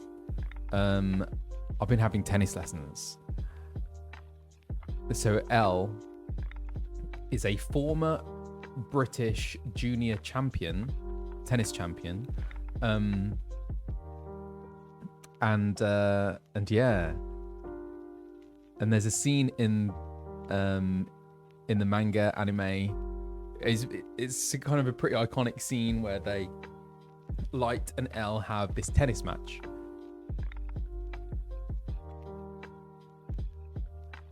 So I've been having some tennis lessons.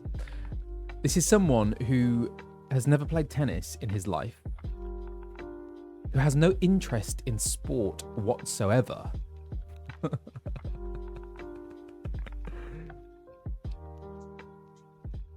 So, if I'm playing the role of a former junior British champion, I've got to get some lessons in. So that's what I've been doing, and I've been really enjoying it. I'm very surprised at how much I've been enjoying playing tennis. I'm not very good, but is that music suddenly really loud? I think it's this one song, isn't it?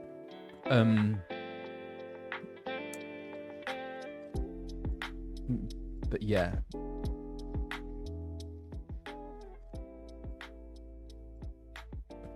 Why am I surprised? Because oh no, do I get paid for it? No, it's a personal choice. I'm doing this off my own back. Because when you're an actor, you want to be able to portray your role as truthfully and as authentically as possible. So actors spend a lot of time doing research. Yeah, authenticity is key. And I mean, I have no idea how the tennis scene will be staged, but I want to be able to go into rehearsals with some sort of knowledge of how I should stand, what a forehand, backhand looks like, how to serve. So, oh my gosh. Oh, I haven't been shouting out people. Rainy Day Bard, thank you so much for those community subs. Thank you. That is very kind of you. Remykins, thank you so much for the resub. Falcor Foray, thank you for the gifts, community subs. Piper Punch, thank you. Thanks so much, everyone. Gosh, I haven't been keeping tabs on that. Thank you. So yeah, so the tennis is part of the research. It might just be like the smallest little bit of the show, but still, for that little bit of the show, I need to portray that as truthfully and as authentically as possible. And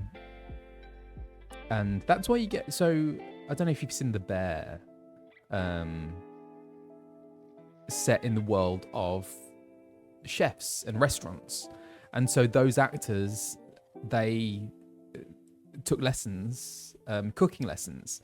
And when you watch it, you can see you can see the effects of really solid research and training.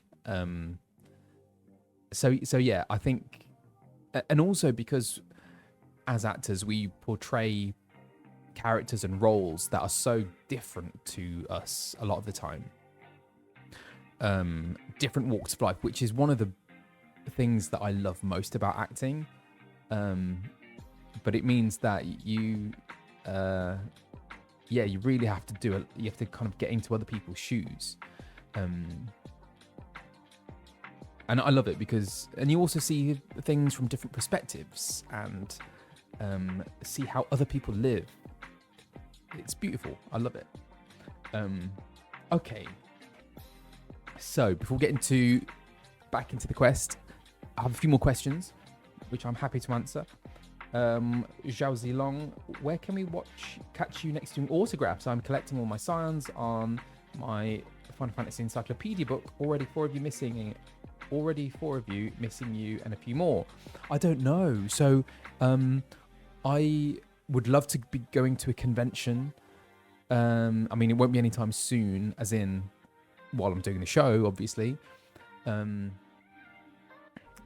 was hoping to go to DragonCon, but it clashes right at the end of the shows. Anyway, maybe another time. But as soon as I am have been invited to another convention, then I will let you know. Yeah. Underwolf, what would you like to record for Alfie in the future? Something you've not done yet, but would love to. Ooh.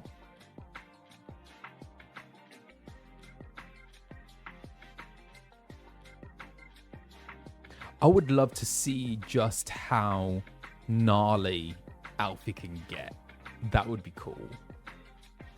If he's pushed to such a degree that we see him on the edge. Like going kind of John Wick. John Wick mode. I would love to see that.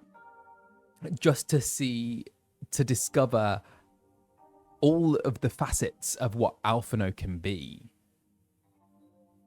That would be cool. Right? Oh,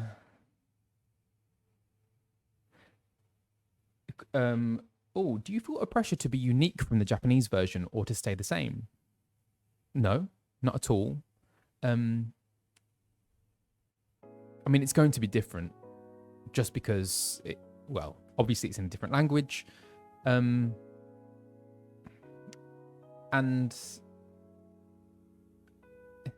yeah, I just don't think there's any comparison really.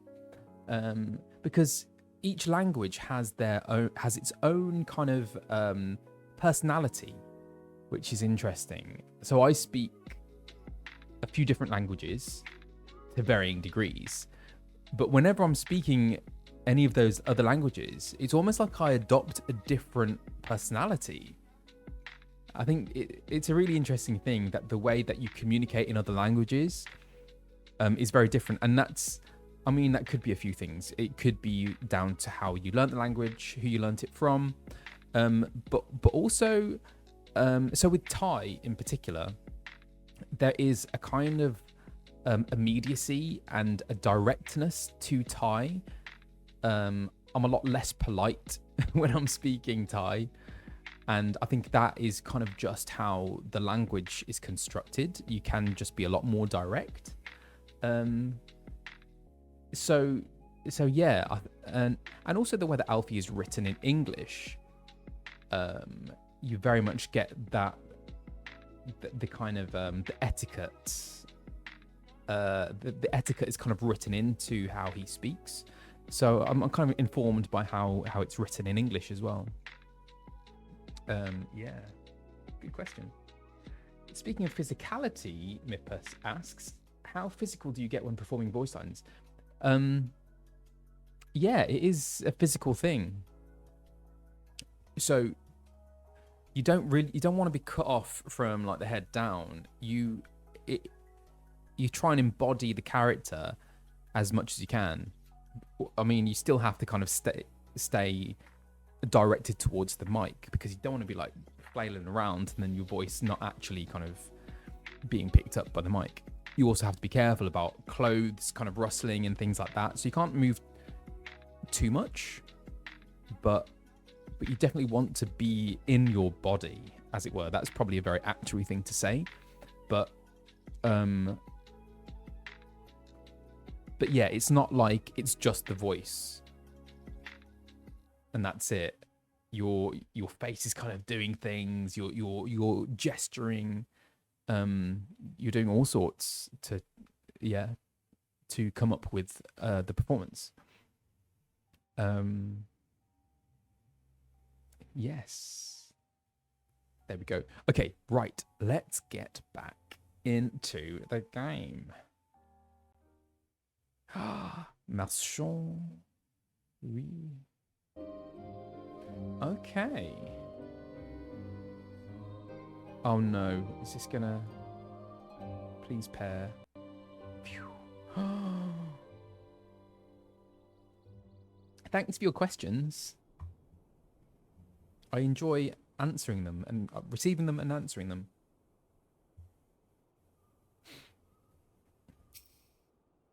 Yeah, they should do like a behind the scenes video of us recording it. That would be interesting for you to see. Oh, yeah, which one is this? Sorry.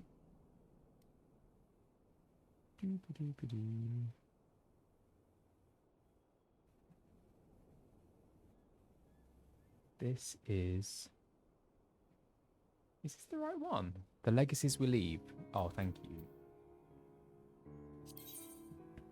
Marchand would see you on your way.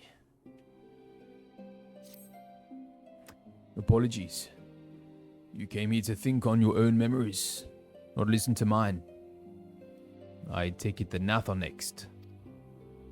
Right then. If we're to do this properly, you'll need to gather up your incentives. Same as before.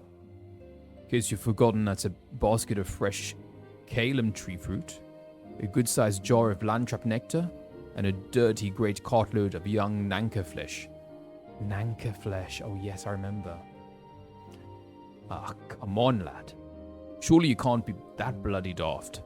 You're more than welcome in their village already. Safe travels. Visit the Vath. The Vath and the Nath. Hive mind, right?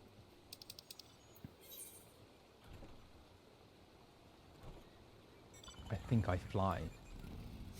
Oh, flying motorbike. Okay. Wow. Chocobo Forest. Stunning scenes, guys. Stunning scenes. Oh, where are we going? I should probably have kept the map, shouldn't I? Oh, yeah. Oh. Ah, yes, I remember.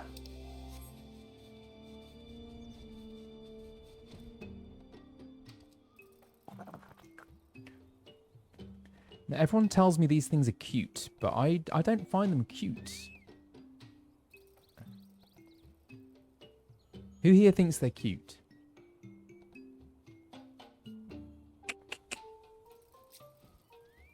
Kind of give me the creeps.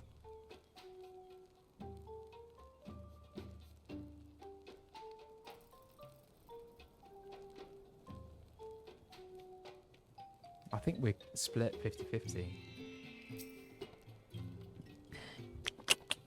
Hunter of dragons and gods, I bid you welcome. What would you ask of me this day? Once, we would have no conception of what you speak. The one mind does not forget, but we do. It can be most distressing. To remember is not enough, for one must strain and give words to memory, and inscribe words upon parchment. This is the chronicler's calling.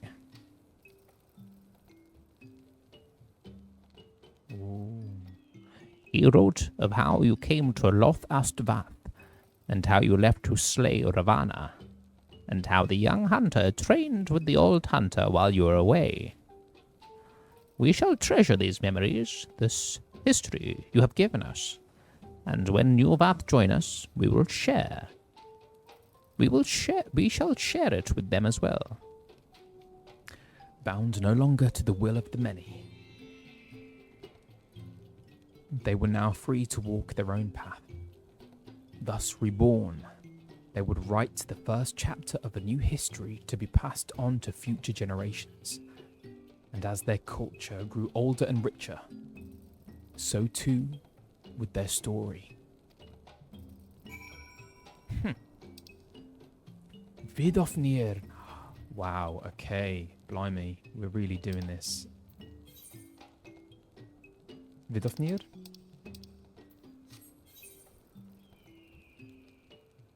Where's Vidofnir? Annextrine. Oh, there. Okay.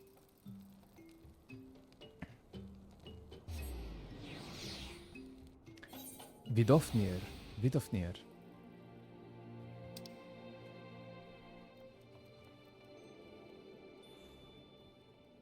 Oh, it's upstairs, isn't it? Oh, you can fly. Right?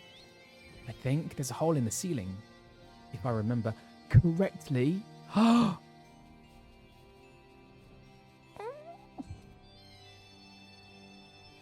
Discuss.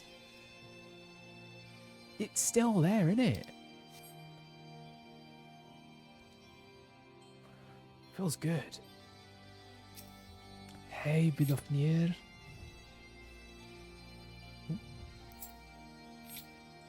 Down, boy. Down. How do I get off? Oh.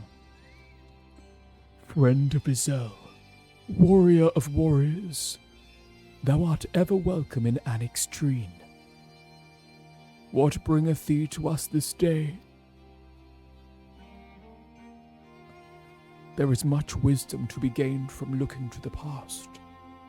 To walk half-remembered paths, and mark anew their twists and turns.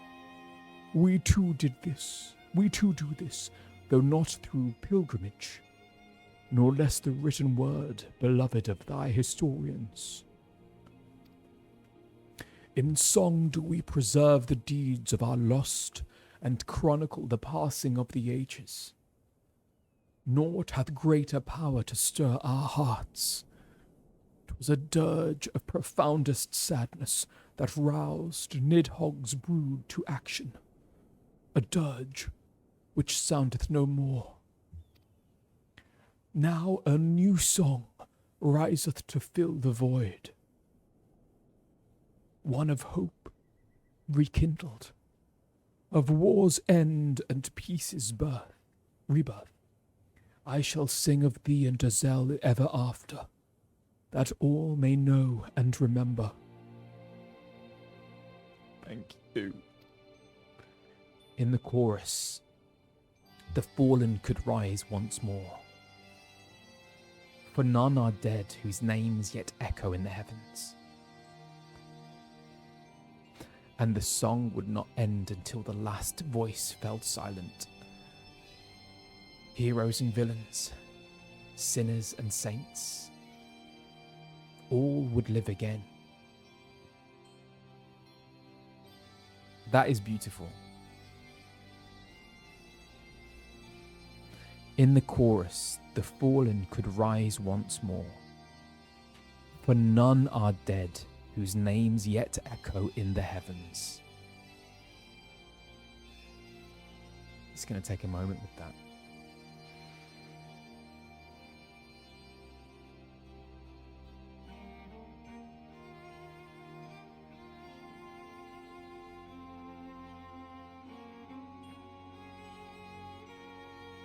I feel that. I feel it. Thank you, Vidofnir.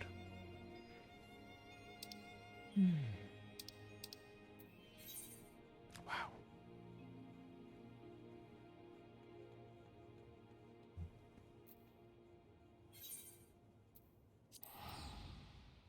Moglin.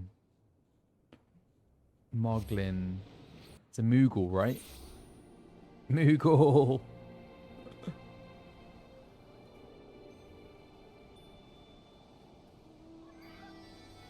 I need to go into the cave.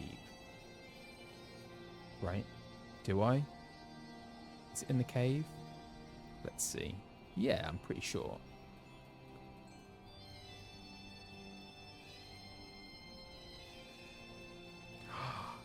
Ample opportunity to jump off things.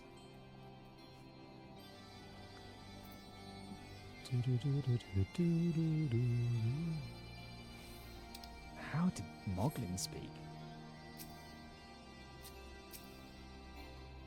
Too far away.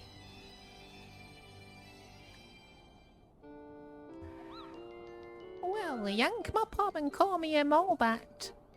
I certainly wasn't expecting to see you today. Still calling yourself Dolphin? Not that there's anything wrong with that, Cooper. Anyway, what are you doing here?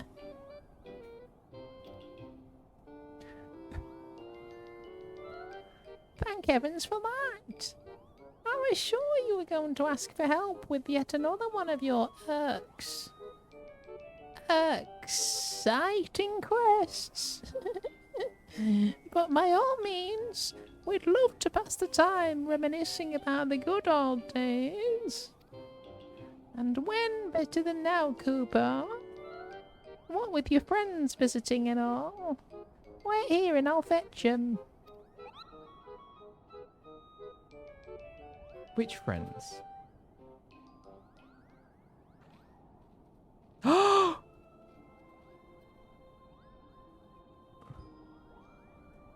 Full glad am I to see you again, Dolphin. And in Mogholm, of all places. Kubobo, it really is you.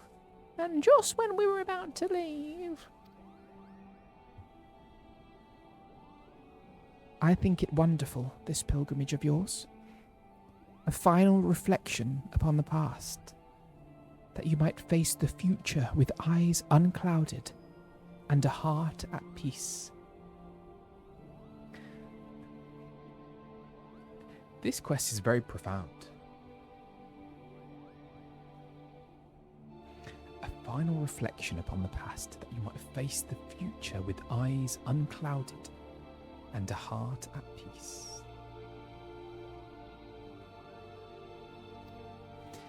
Few would deny that the events of recent days warrant such contemplation.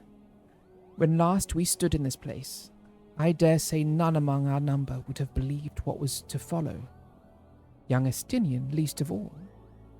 Upon learning what befell him at Azislar, I confess I thought him lost. But when Master Alphinaud told me of your great struggle, and of his salvation, I was reminded of your talent for the impossible.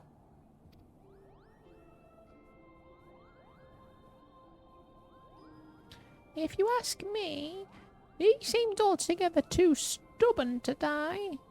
Though I suppose it is no small feat to evict a spite-filled worm once it has made its home in one's head. With Nidhogg's passing, the children of Ishgard and Dravania may at last look to the future. It is my hope, however, that they will not forget the deeds of history, nor the many thousands of lives lost in their conflict.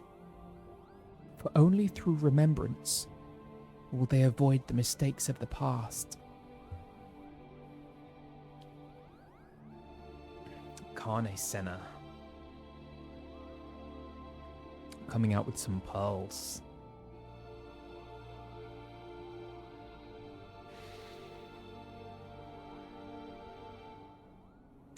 It's so pertinent, isn't it?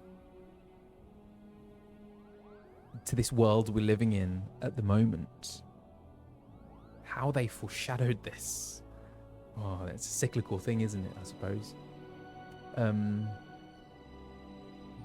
Yeah.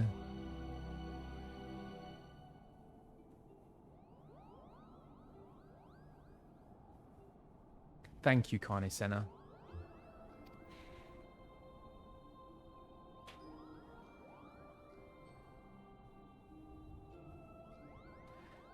We thank you again for your hospitality, Chieftain Moglin, and pray that you will one day allow us to extend you the same courtesy. I wish you well on your journey, Dorfin. May you ever walk in the light of the crystal. Until we meet again, Cooper!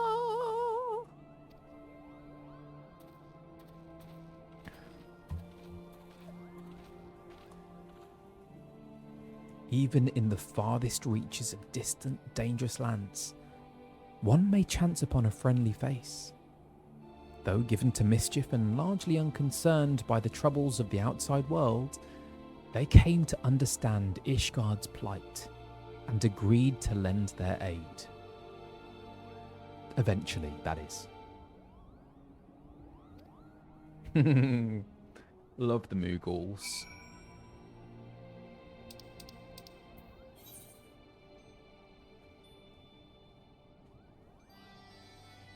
In the churning mist? Can I fly there?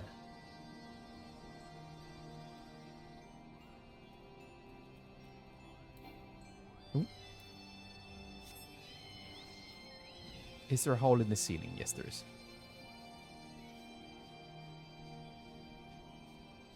Here we go. Moglio! Okay.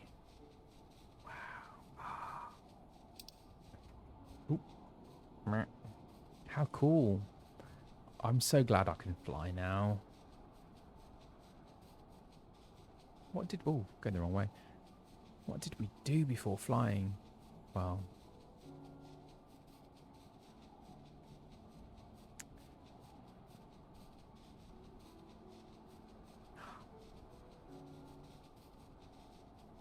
Are we going to see... Who are we going to see here? Oh my gosh. Hang on, isn't this like...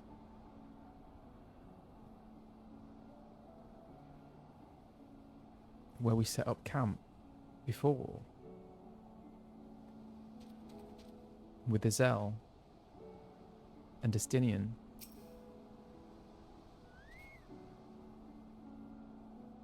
Firewood. Firewood. This brings back memories.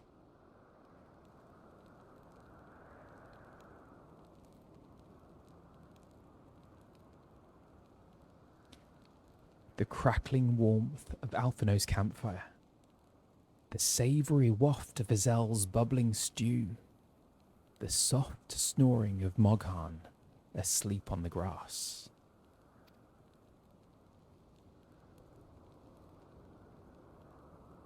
A cold wind blew that night as well.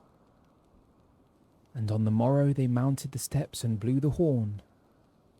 But having climbed to the summit with hope in their hearts, they descended dejected, weighed down by truths too grim to contemplate.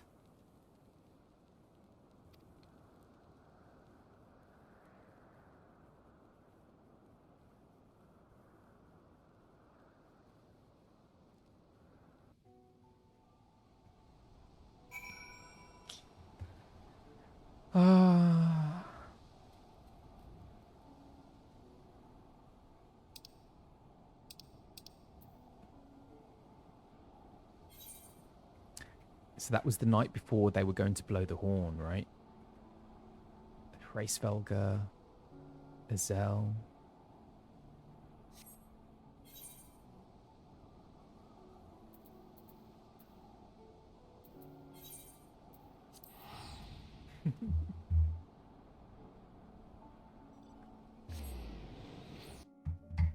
Heavensward.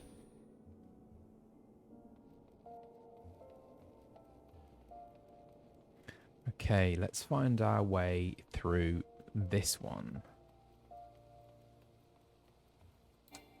Oh.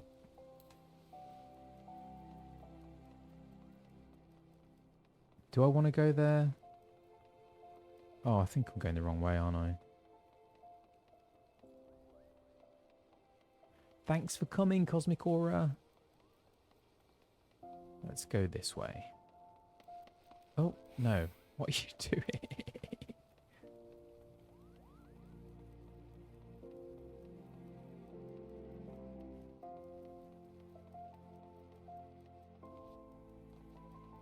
Oh, the dancing ladies. Hey, girls. Hi.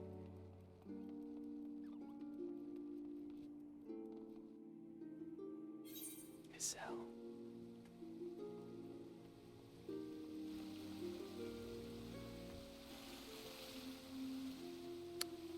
How do I get upstairs? All these stairs look like they go down. Oh. Oh, man. Oh. It might be best to Ethernet it. Oh. How do I... Is there an Ethernet around?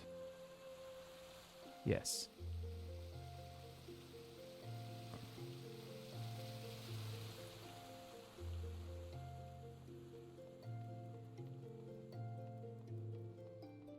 Aha. Ethernet.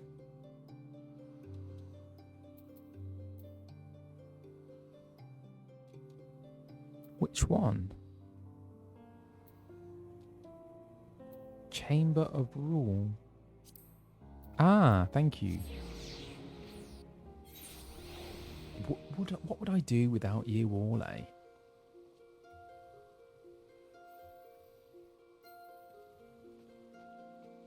Hang on, where is that then? Is it the other side? Hang on, isn't this... where...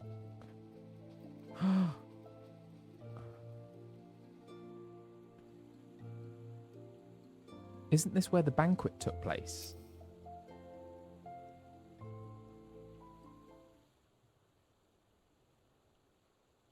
Oh my gosh. is going to happen here? You there. Obey quickly.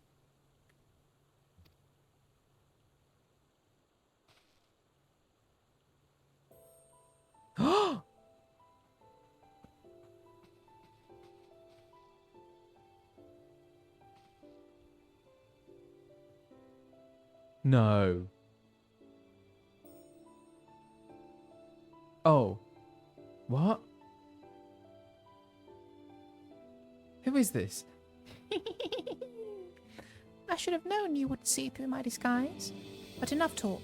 We cannot linger here, lest the guards recognize their sultana. Is that... That's the Sultana. That's not Nanamo, is it? Is that Nanamo? Nanamo!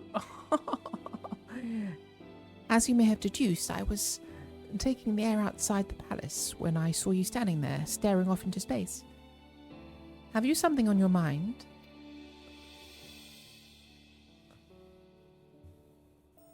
I understand completely.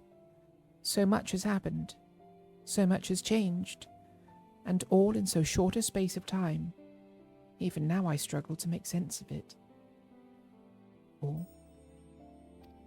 But one thing at least is abundantly clear. I owe you an immense debt of gratitude for all you have done on my behalf, and on behalf of those whom I hold dear. What a disguise, I didn't recognize her. After I awoke, Papashan told me everything. It was a lot to take in, but nothing could prepare me for what Lord Lolorito had to say. That's ruthless. Oh, that ruthless, manipulative swine came before me and expressed regret for what had come to pass.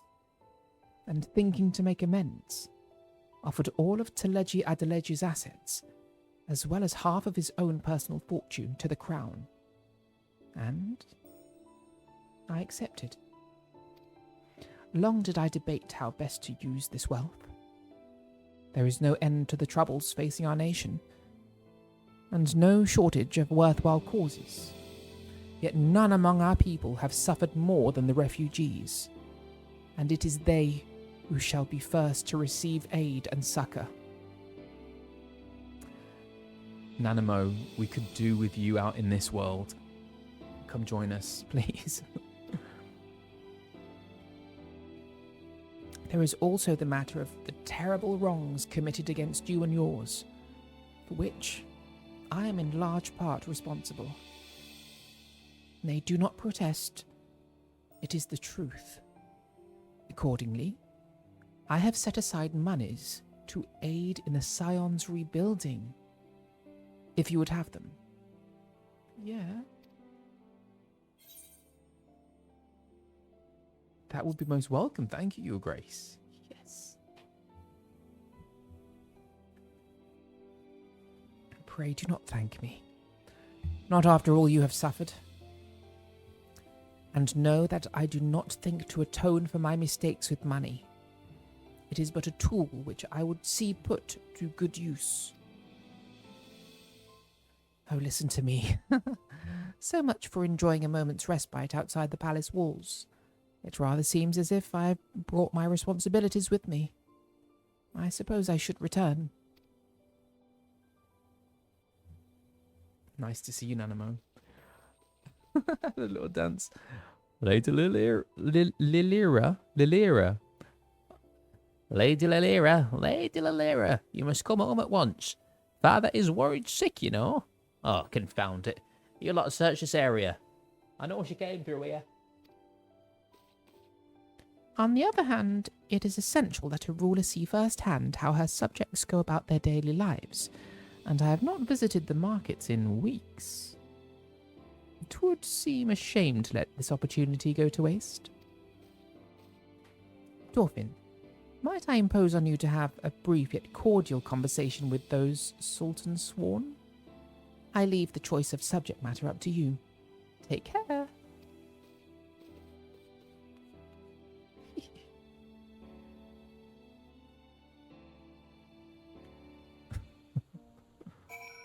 Nanamo, that was so lovely to see her.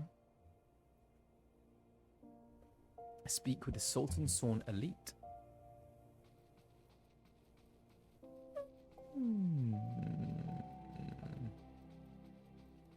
Ads incoming, folks. Let me just speak to Sultan Sorn. I beg your pardon, sir, but did you perchance see a young Lalafellin noblewoman pass this way? No. Are you certain? Oh dear. Master Papashan said this might happen, but I never truly believed he was serious.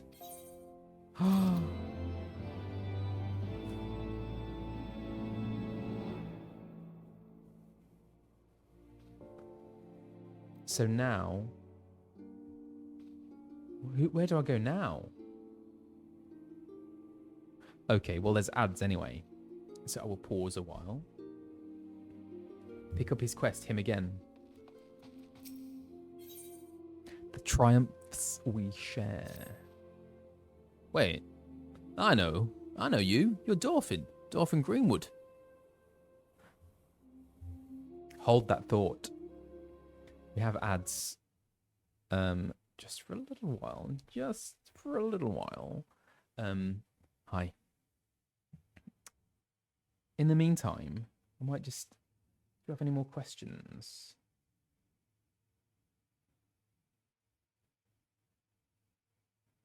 Have you ever had a funny mistake happen while recording? I don't know if you're aware of a TV show called Toast of London. There's a character in that who is a voice actor played by Matt Berry. It is Matt Berry, isn't it? I then probably told you this before. But there's a scene in it where he has one word. Yes. Just one word, yes, and he has to say that. And but the director isn't happy with how he says yes, so he just keeps saying yes, and spends ages just saying yes. That's kind of become a bit of a meme, I guess, and in the acting world. And that happened on this job. I just had that word come up, and when you see it, it's like, oh no, is it going to happen? It said yes, so now I've got to say, oh god. Can we play it? Should we play it? That clip. It is a funny clip. So I had that exact thing happen to me. I kept saying yes, but they weren't happy with how I was saying yes, so I just had to keep going and going and going. It was horrible. Toast of London, if you haven't seen it, yeah, it is an unhinged show. It is like nothing else you will have seen. It's kind of surreal and it is bonkers. It is absolutely bonkers. It's like a weird dream. But yeah, it's absolutely class and amazing actors in it. Yeah. Anyway, I think we're back. Are we back?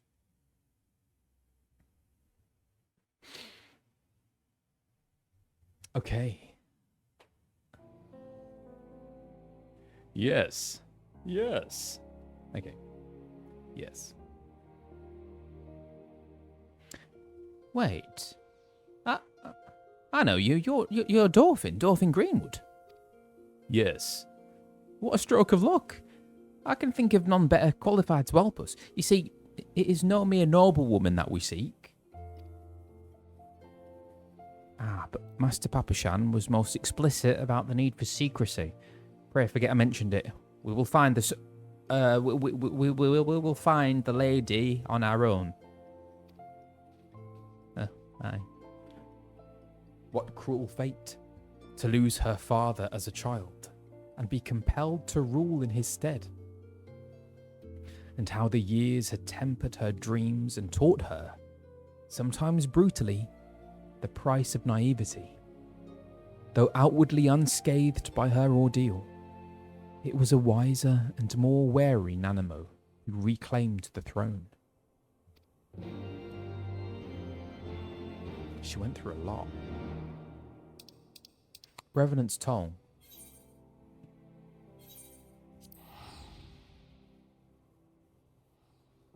Let's go.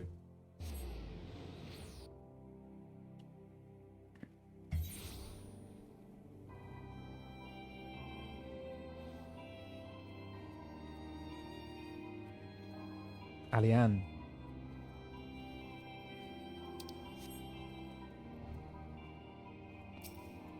Alianne. There you are, Dauphin. Higiri told me of your pilgrimage. I knew it was only a matter of time before you sought me out. I too have been reflecting on the choices which shaped my path. When I took to the road with my grandfather. Who was her grandfather? When I joined the Crystal Braves. When I tried and failed to warn you before the banquet. I'm sorry, Alianne.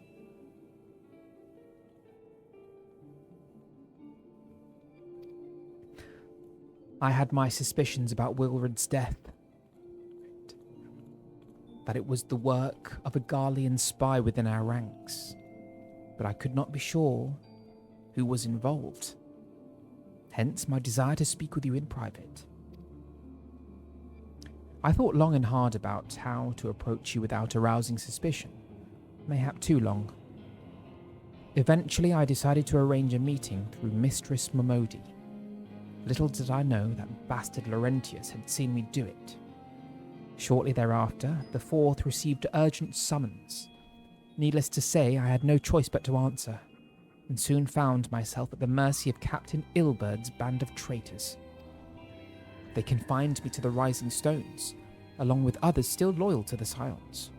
Real, FME, Egmus. Quite what they planned to do with us, I couldn't say. Mayhap they thought we would turn given time. The thoughts.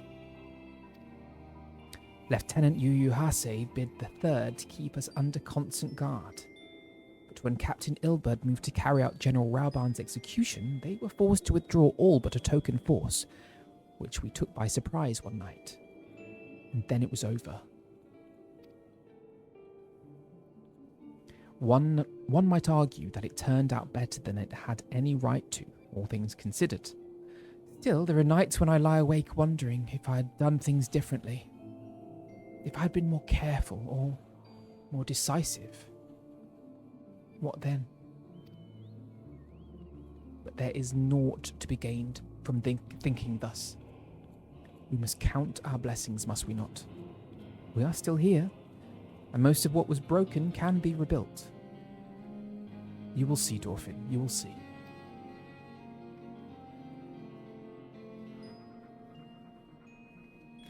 Yuyuhase. Oh, yes. For the freedom of all. It had begun with an oath and ended with a betrayal. As the conspirators turned on their comrades for coin and country, the good and true were beaten and imprisoned, or else butchered where they stood. But even in their darkest moments, they never stopped believing that the dawn's light would shine again. I feel like Alfie has said that.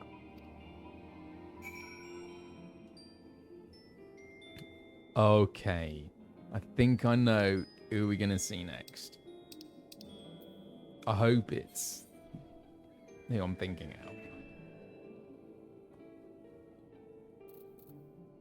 It was my first line as him. No way, really? That will be why I remember it. Wow, that is so interesting. It was there. The dawn's light will rise again.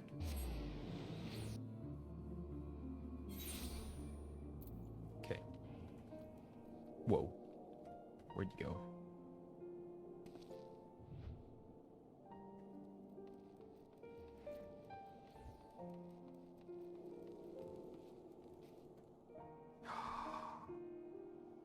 I would love to jump down. Oh my gosh, is that...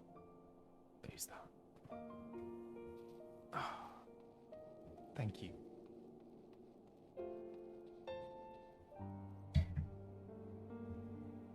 How do I get there?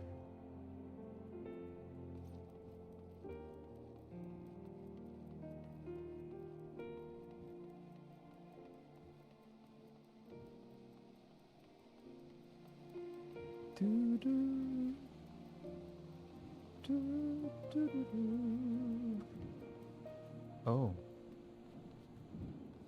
Is it here? Do I need to go downstairs? I feel like I might have to go downstairs. Oh. Oh no, it's in here, right? Is it in there? Yeah.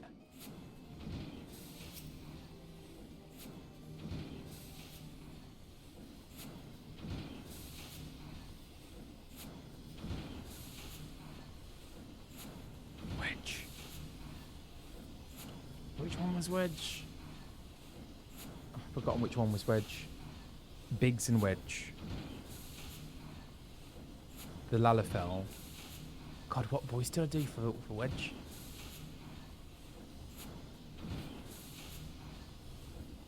Lala dude who crushes onto tiring.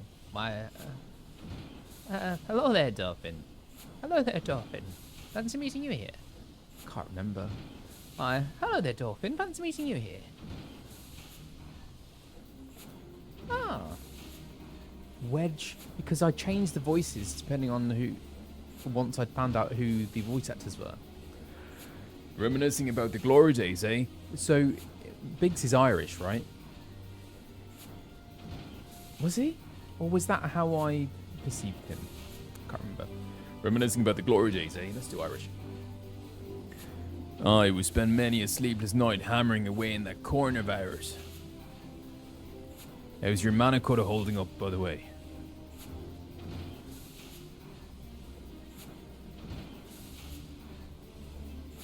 Huh, that's good to hear. Not that I had any doubts, like. Our craftsmanship's second to none. Quite right.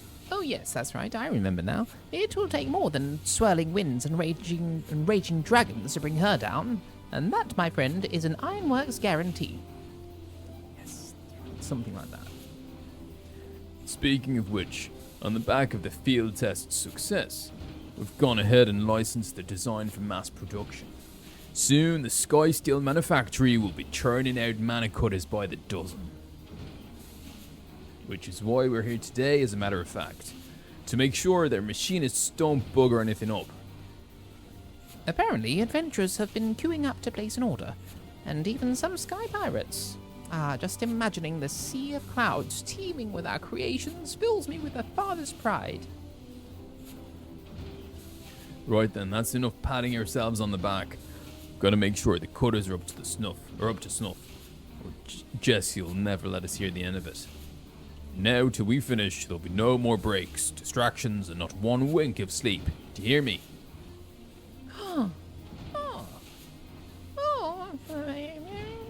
Can't talk about.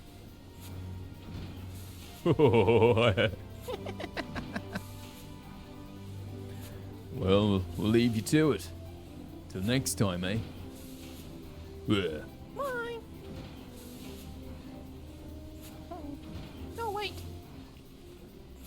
Despite the many hardships they endured, perhaps because of them, they greeted every new challenge with a smile.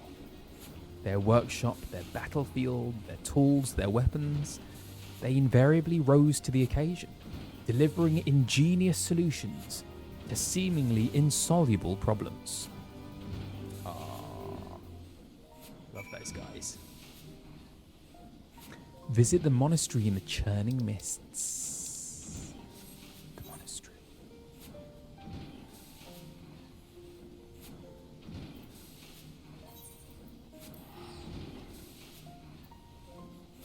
The monastery in the churning mists.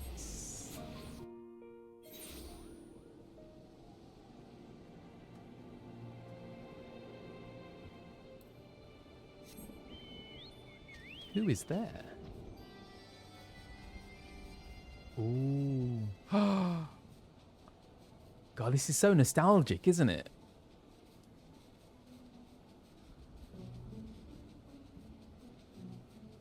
Who else? Oh. Who else? I mean, we haven't seen Alfie yet. They wouldn't, would they? Would we ever see Orchifon? No. Surely not.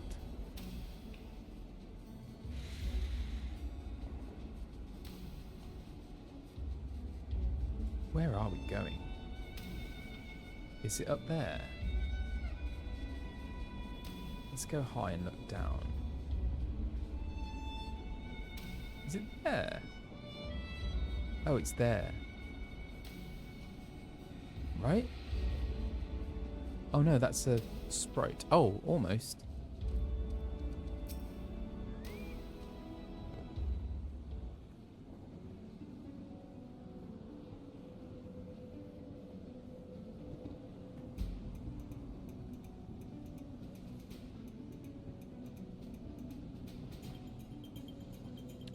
Through tempestuous winds they carved a path, breaching the dread worm's sanctum. And there did they put him to the sword. Yet in the wake of hard-fought victory were secrets laid bare in a vision dark and disturbing. The legacy of the fathers, bequeathed to their sons and passed down through the generations. Old blood enduring in the new, the mark of original sin.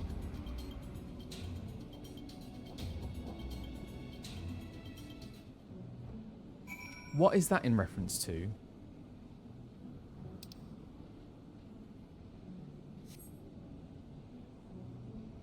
Can anyone enlighten me? Ratatoska. They did it first time? Ratatoska.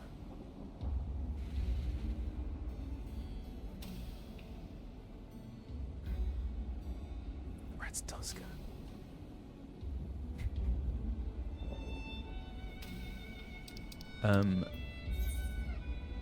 For those unaware, when I first came across that name, I had a lot of trouble pronouncing it.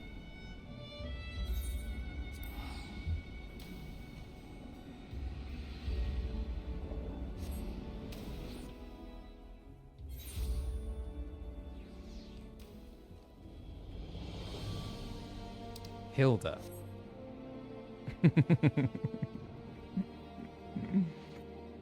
Oh my. Where are we going? Oh. This way.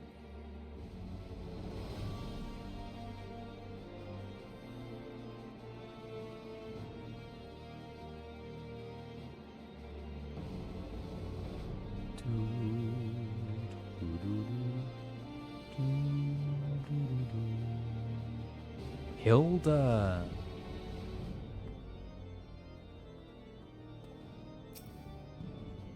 What accent did I do for Hilda?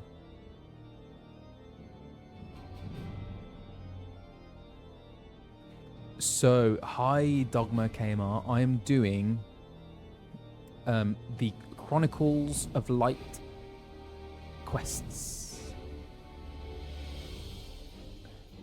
Yeah, I think it was Cornish, wasn't it? West Country. And there he is at last. Gibberlant said you were wandering all over, reminiscing about days gone by. Seems a bit soon, if you ask me. It's not like I don't understand, though. Some days I'll be walking through the broom, same as normal, and it'll hit me all of a sudden just how much has changed for us. Though I know it's a bit different from what you've been through. Puts me in mind of the first time I saw him and his friends up near the Aetheryte, being shown around by that house for Tomps man. Oh? You never told me that before. You never told me you'd met before. Oh? You never told me you'd met before.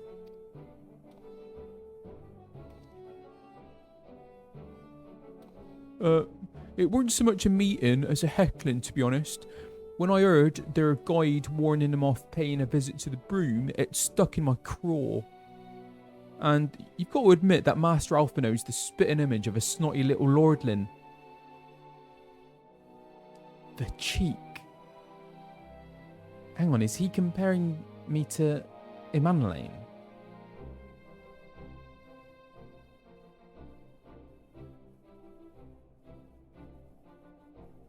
How dare you?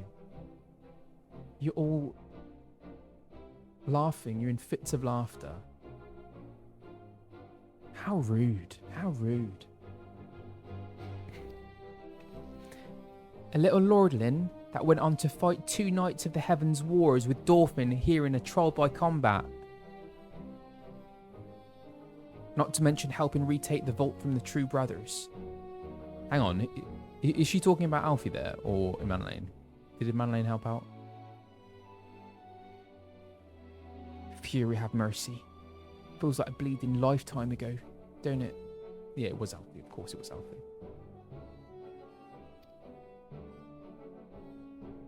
Because it was. What we've got now is nothing like what came before. It's bleeding rebirth is what it is. Cold comfort to the folk who died getting us here. Still, this piece is ours, and we owe it to ourselves to make the most of it. Cold comfort. I think that's a Shakespearean phrase.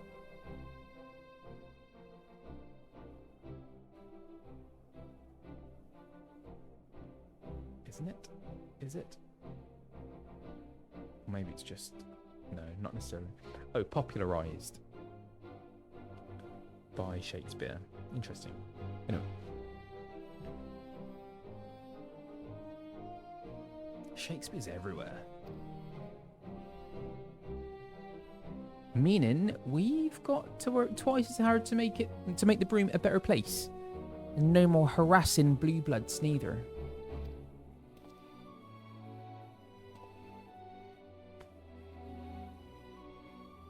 Aye, aye. A world apart from the opulence of the pillars, they had toiled, shrouded in the haze of the broom. Sentenced to a life of hardship by birth, they dreamed of revolution as children dream of fairies. Then one came and went, and they suddenly found themselves with a seat at the table.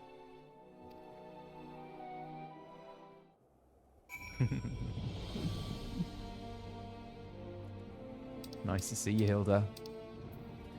Oh, Vanu. Okzundu.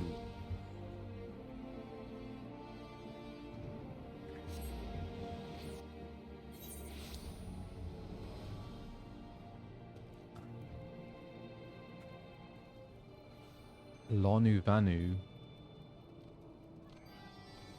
Guna Vanu. Ooh. Oh, cloud. What voice did I do for these people? Clouds part and let shine brilliant sun upon Lonu Vanu. Great Netherling warrior returns to Okzundu. I don't know what this is. On a pilgrimage of remembrance. Well, well. Know that we will always be grateful to you for your victory over the ravenous wight. Oh, the Bismarck. No longer need we fear for the safety of our smallest islands. But Lonu Vanu is not one to forget Netherling's first coming, when he saves us from sudden death at the hands of the Black Ones, distant memory though it is. Yes, his many deeds are the stuff of legends. We shall remember the stories and the hero's name, Dorfin Greenwood, for they are worthy of celebration now and ever after. An earnest, good-natured people. They had borne witness to the rage of their beloved god's twisted manifestation, and proclaimed it to be false. By the grace of kind travellers, they were duly delivered from its wrath, the mad god's death, signalling the birth of a new hero.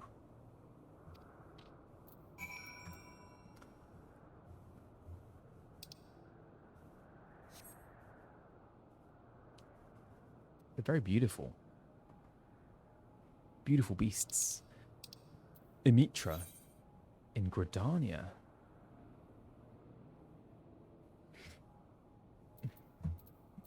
You can't click on those, can you? I need to go to Gridania. How do I get back?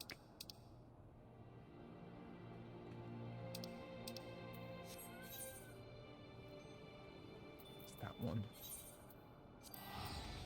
Oh, I could just go home. Is that right? It's to home. No, I think I changed home.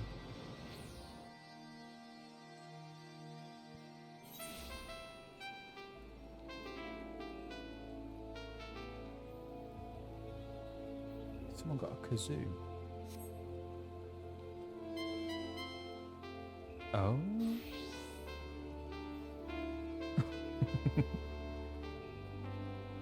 Someone's playing Jurassic Park theme tune. Very nice. Very nice.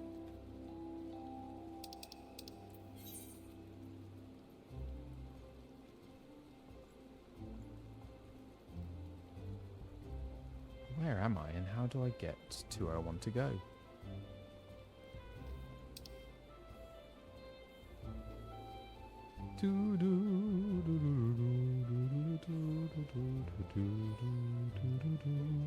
Doodle-doo.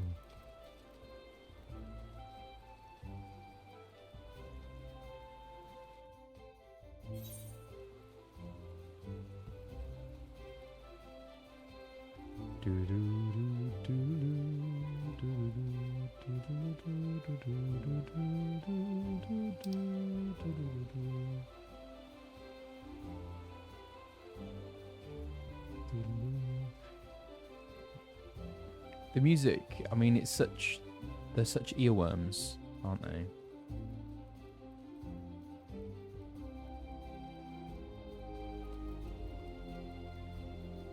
Okay. Emitra. Emitra. Well met, Dorfin. What brings you here this day? Emitra. Ishtola's sister, of course. Indeed. Though it seems an age. It was not all that long ago that we rescued Stola from the live stream. I don't know why she's American. How quickly we begin to forget even those memories most precious to us.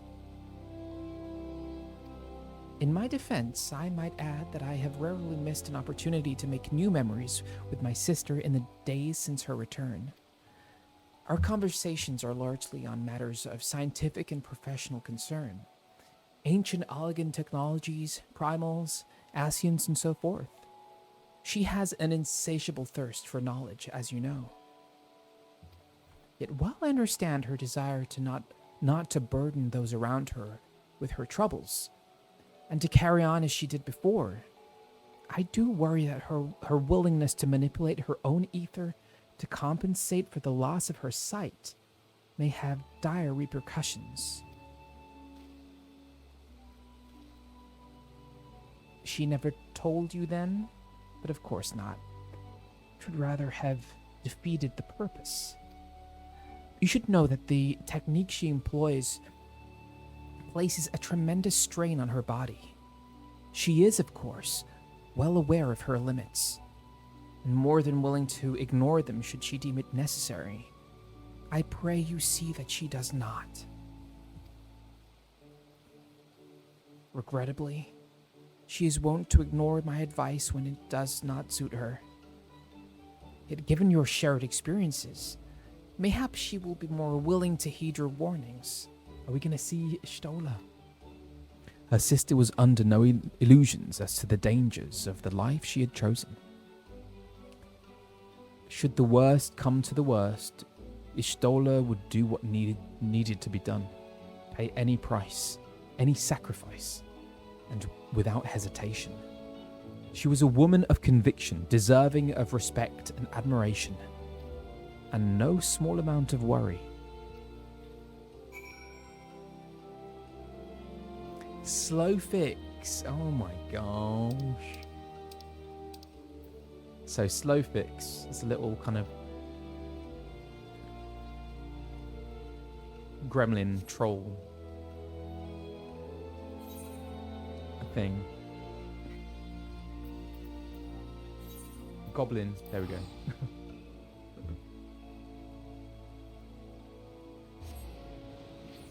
Ishtola.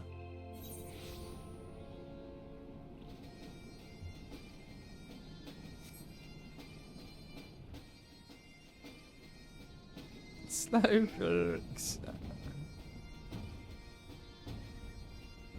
Here we go.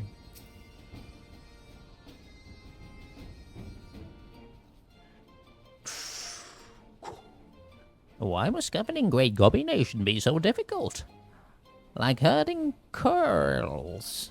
Stupid curls with muchly differing views on glorious nation's future direction. Can't quite remember, but anyway, something like that. Yes, Slowfix knows he is letting emotions run wild. Uplander is welcome voice of reason. Not like when Uplanders first returned to Idleshire, yes? So much venom in that one strong flaps calling Gobbyflock thieves, but Slowfix saw way to mutual understanding. Citizenship in society first step in strengthening communal ties. Gives all vested interest in continued prosperity of egalitarian utopia. Citizenship in society first step in strengthening communal ties. Gives all vested interest in continued prosperity of egalitarian utopia.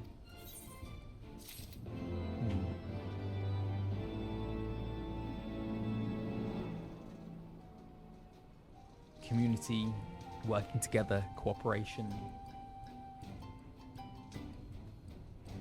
Oh.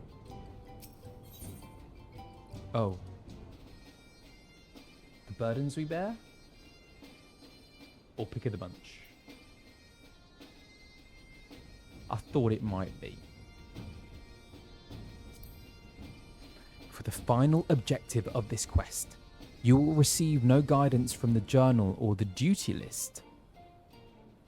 You will need to read the text carefully and decipher the clues to determine your next course of action. Oh my gosh. This is going to be tough.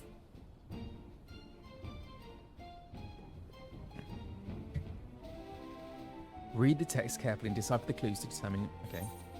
The burdens we bear. Slowfix is a goblin beset by troubles, great and small. And now, Slowfix bids Uplander fulfill civic duty as citizen of Idleshire with hand-lending of great import.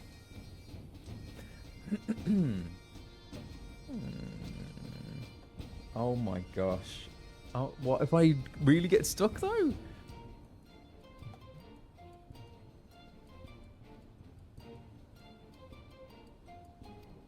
In cave south of settlement lives Old Crone.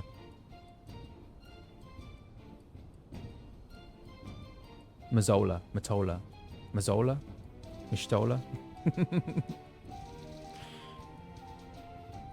In cave settlement lives Old Crone. Matoya. Wielder of powerful magics used to crafty make frogmen that chase away curious gobbies. Uplander has made many business deals with Old Crone, yes? Then Uplander can appeal to Crone's better nature and make her call off frogman harriers. Speak with Matoya. Yeah, actually, Mazzola, that was a character in Leonardo. I don't know if any of you have seen Leonardo. That was the name of one of the baddies in Leonardo. Played by Pam St. Clement, I think. For Brits in chat, also known as Pat Butcher. For Brits in the chat who are old enough to remember, I should say. Anyway, where am I going?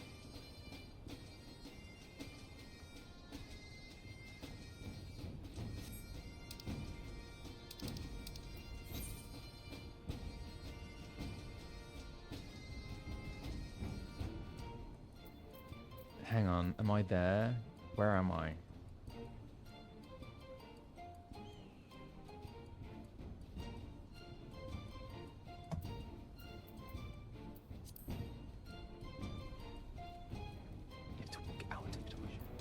I'm there.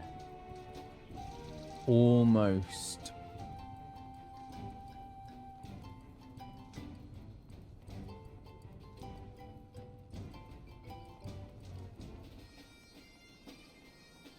Here we go.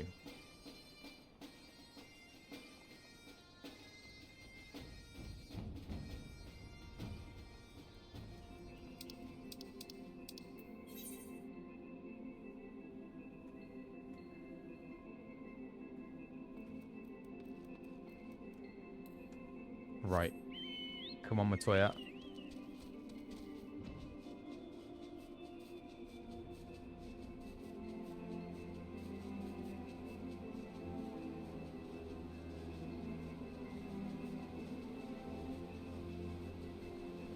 I'm going to keep going while ads are on, just because it might take me a while to get there.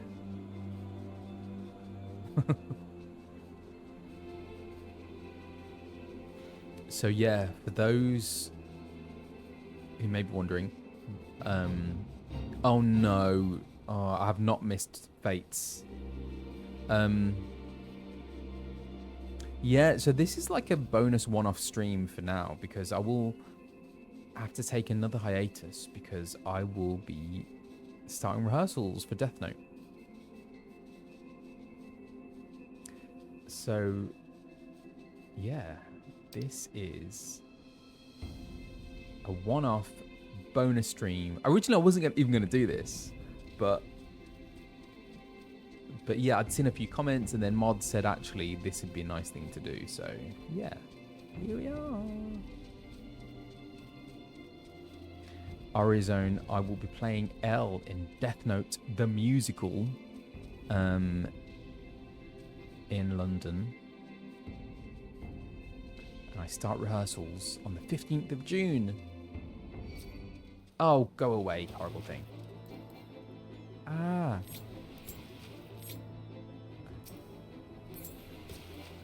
What? How do I get out?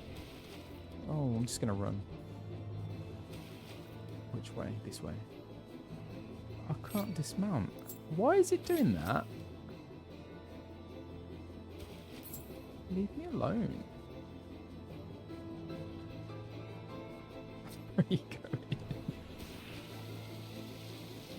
Why can't I dismount? Oh, there we go. Come on, I'll take you along. Rawr.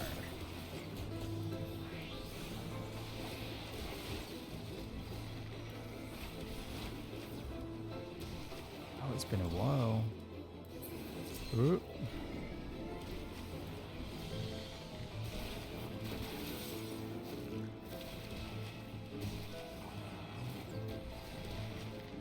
Ah, these are powerful. Oh no, no, no, no. Oh god. Oh please.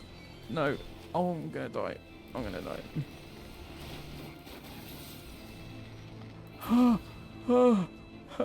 Help. They are so powerful. Hang on, where's my health? Oh no.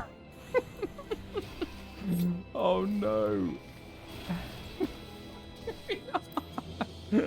Ah! Help. Oh my days. Oh. That was horrible. Horrible frogs. Let's just get my health back. Okay. Right. Across this bridge. No. Go away. I'm being serious.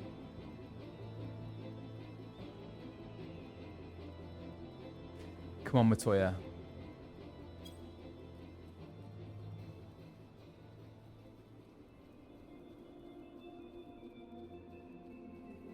Avoid the frogs. Right, come on. You're gonna get it, froggo.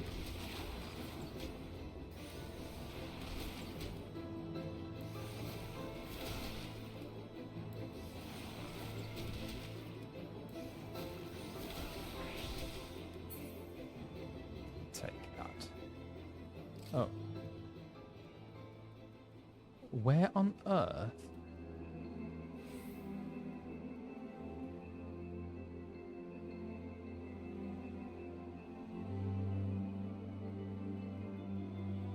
is she?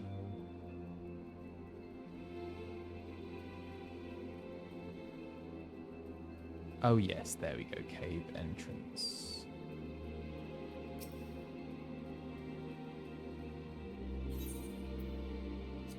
Okay.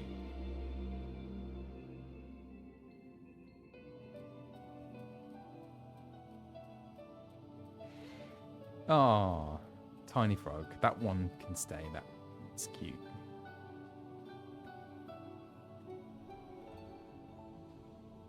Matoya? Where is she? Ah, Matoya. Haha.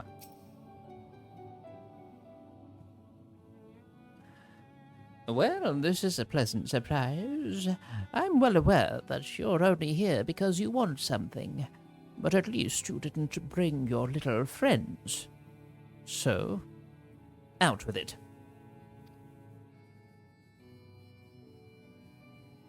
Oh, is that what the goblins told you? That my servants were attacking the poor, defenseless scouts without the slightest provocation? The little buggers were trying to eat them. They're lucky I didn't have my progos return the favor. But you can tell them from me that if they try it again, I will personally feed them to my servants one limb at a time. I do hope you didn't come all this way just to play errand boy for those dirty little scroungers. Miserable. Aren't you a bit young to be going on grand journeys of reflection? You haven't lived long enough to have so many regrets. That's quite telling, Matoya. The same goes for that boy, complaining that things hadn't unfolded as you dreamed they would. It makes no difference what should have happened to Menphilia. What matters is what did happen. The past is the past, and no amount of wishing you'd done things differently will make it so. You make your choices, and you do what needs to be done. That's it. That's the attitude you came here with the first time, when you wanted to find a way to get to Azizlar, and you would do well to remember it. Right then, I think you've wasted quite enough of my time. It's bad enough that I have to suffer Stola's unannounced visits. I don't need you making a habit of it too. She was the sum of everything that had come before. Triumphs, failures, all essential, all indispensable. Had things unfolded differently, so too would she. What use then to mourn the woman who never was? There was only this time, this place, this choice.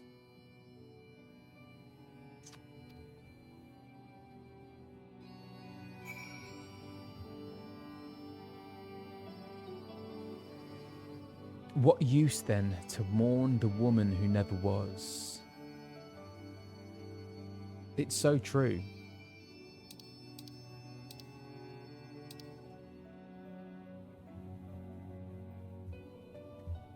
We spend a lot of time in those fantasies, don't we, of what could have happened, what would have happened, what should have happened. But none of it matters.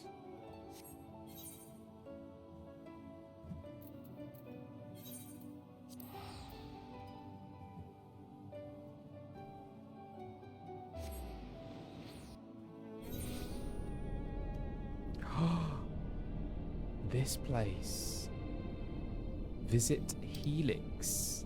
Is Helix a robot?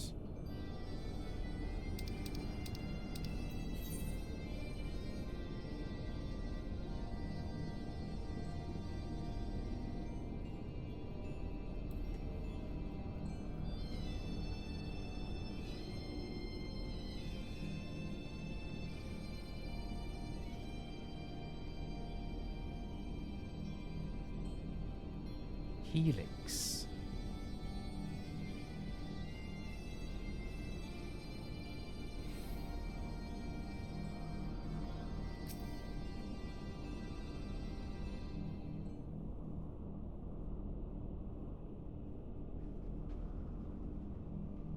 Helix.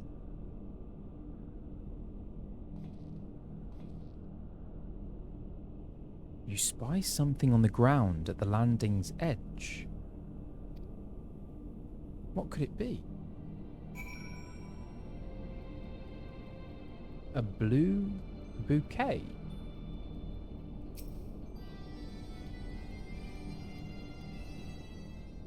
That's Neelix.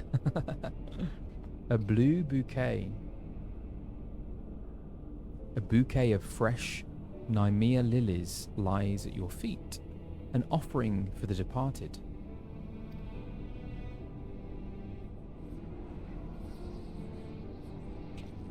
Oh, my iPad's gone. Hang on.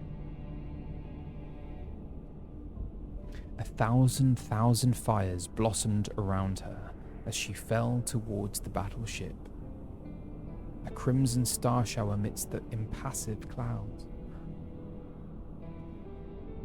That's Azelle. Lady Iceheart, right?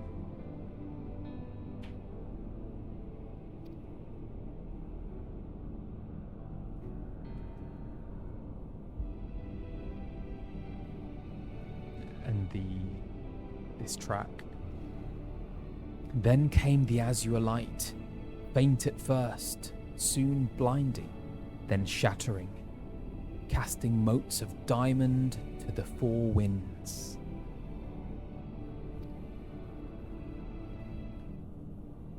Gone, but never forgotten.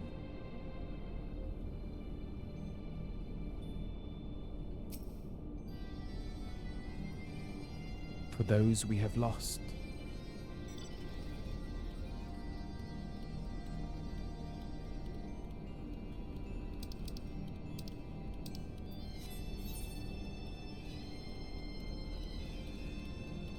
Where is this?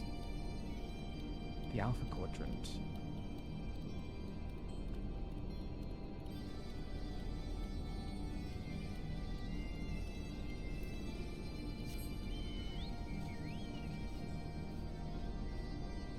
What is that? 07? What is 07? What does that mean? I don't understand.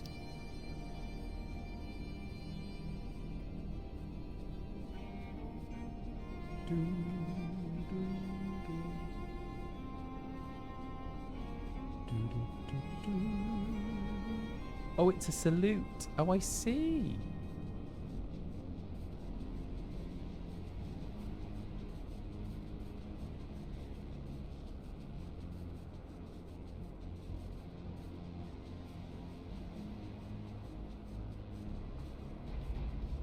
Gosh, this does bring back a lot of memories. Wow.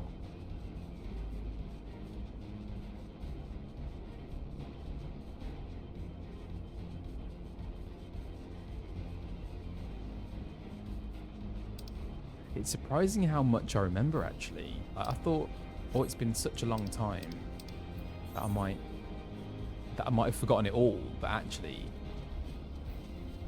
it's still there.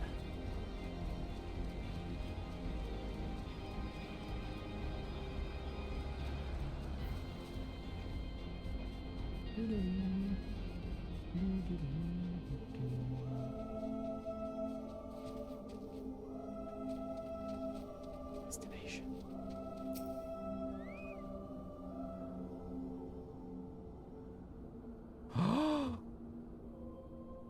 Child of man, chosen of Hydaelyn. Naught remaineth for thee here save the delusions of the condemned. In my madness did I spy my departed brood brother in yonder skies, though I know it cannot be so.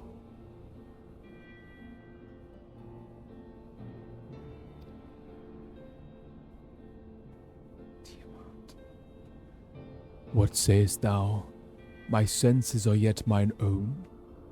Then he whom I saw was but my dead brother's rancor clad in immortal flesh.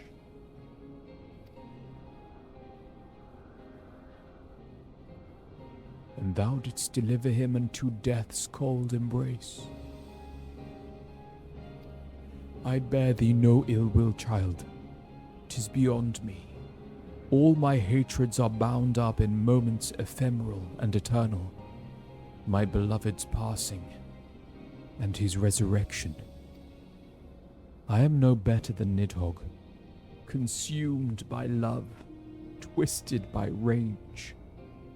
I too sought vengeance without end.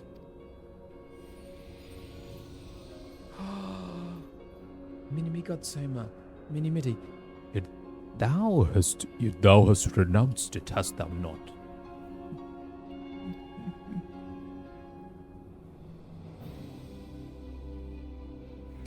Through millennia have I watched as time did that which I could not. As the men of Alag perished and their works fell to ruin, leaving me to think on mine own sins in solitude. What folly to despise man his base desires, when hatred's hand so effortlessly drove me to take Ascian reed.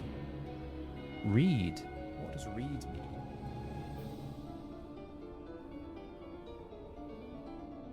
Advice or counsel given by one person to another. Interesting. Very good, very good. This piano just goes crazy. It's amazing. Folly to despise man his base desires, when hatred's hand so effortlessly drove me to take Ascian reed. Huh. Then look thou on him again with eyes unclouded, and mark how he laboureth to rise above his nature, how he and Hraesvelg's brood now raise their voices in a shared song of peace.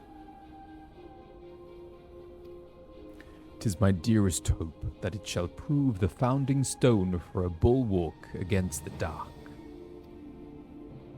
As time delivered Allagan to its reward, Oh, so too... I mean, there's not much between them. So too will it prove this peace true or fleeting, as I remain here apart and watch.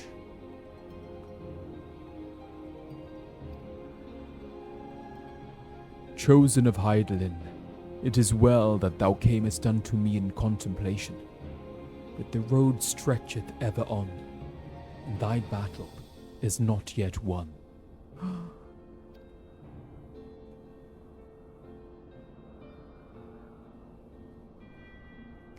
Perhaps there was hope for them. Perhaps this time they would learn and remember. But her part in the tale had ended long ago. Within this monument to hubris, she would remain until the end of days, beyond redemption.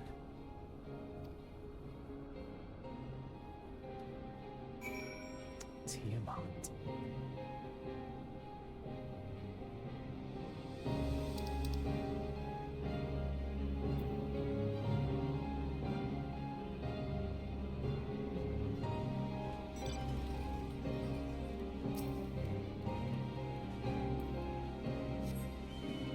Come on, Nugget. By Tiamat. The Etherochemical Research Facility. Wow, look at this. Delta Quadrant. Neelix. Neelix was a character in Star Trek Voyager. He was the chef. It was Voyager, wasn't it? Yeah.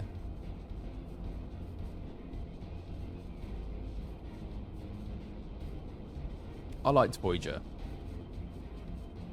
Had some great characters in it. Captain Janeway.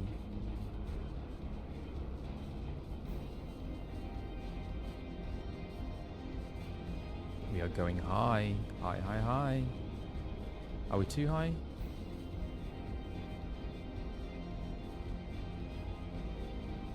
Sphinx.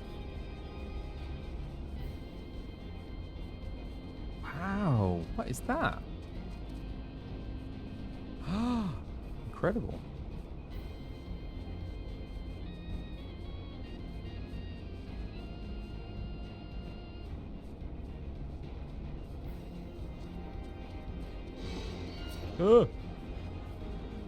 Where's the thing? Where's the destination?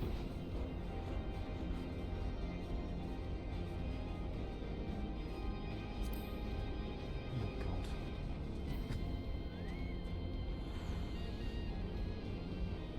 Just give me a chance to think, please, Mr. Sphinx.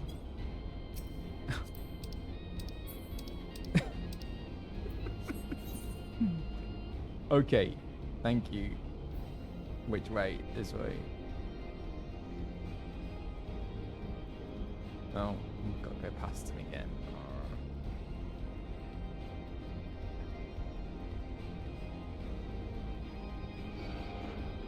Peace and love, man. Peace and love. Come on. Oh, so it's here. Maybe I'll go below? Or is it higher still?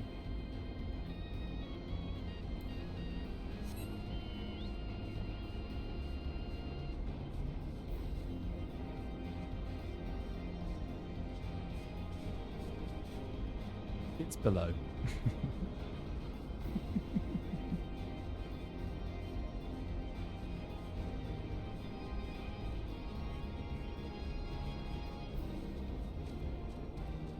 Oh, I see. Ooh.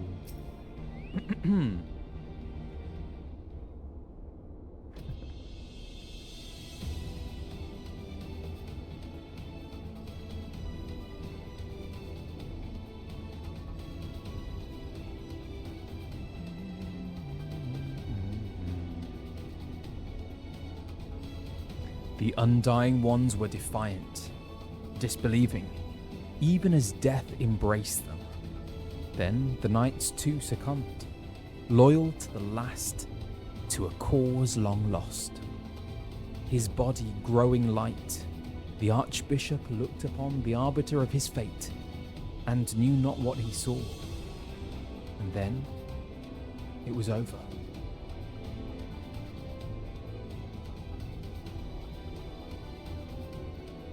Naught remained save the eyes. Thinking to bear them away from the covetous hands of men, Estinian took the accursed baubles in his own and was duly bent to their will, if only for a time. At a friend's behest had they embarked upon their journey, and so, after their triumphant homecoming and all the pomp and circumstance, there was but one way it could end.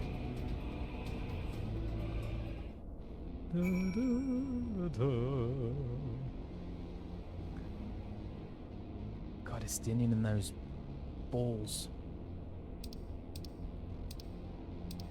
Pay respects to a friend.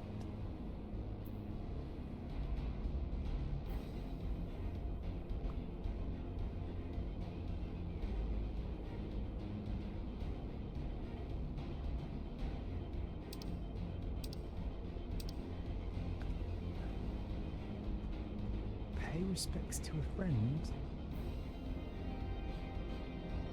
Oh. Oh. Oh.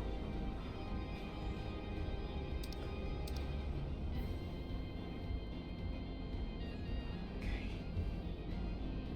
He's got to be talking about Horschiffon, right? In that case, are you giving me clues? Am I to fly there?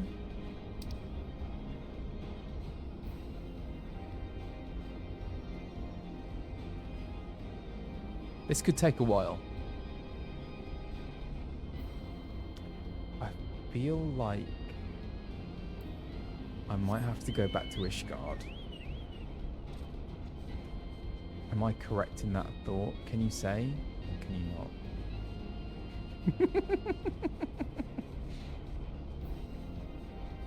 What area makes me think of Horschiffon?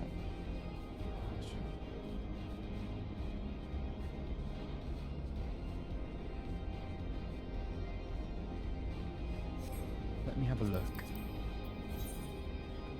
Oh gosh.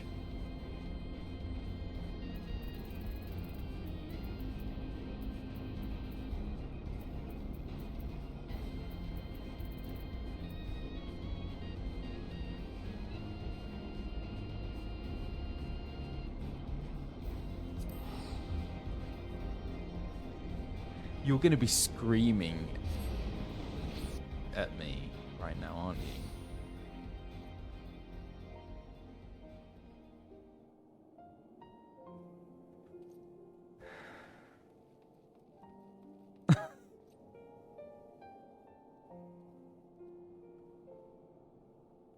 Pay respects to a friend.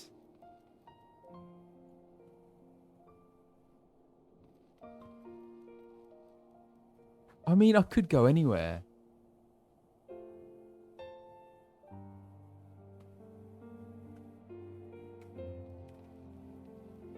Maybe if you give me, like, if I'm hot or cold, right? Or am I warm? Or am I just, like, frozen? Being here. Where did I meet him?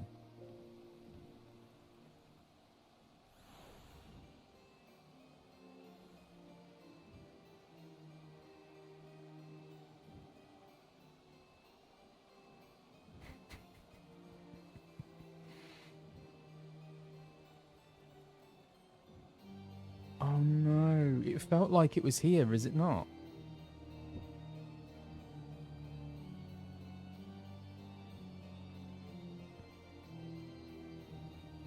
Why did you say goodbye? It's not here.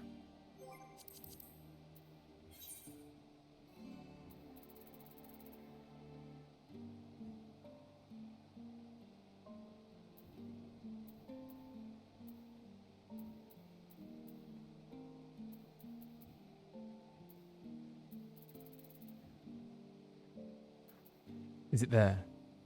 No.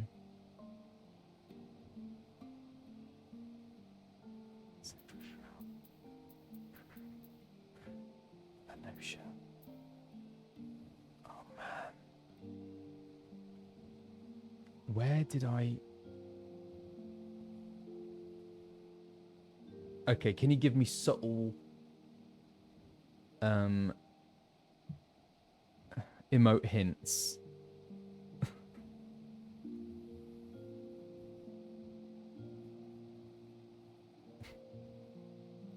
Okay, I've got Nugget, I've got a snowman, got a snake, snow.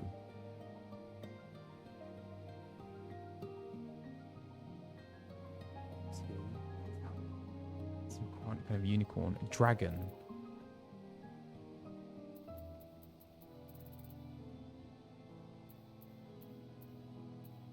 Dragonhead, Camp Dragonhead.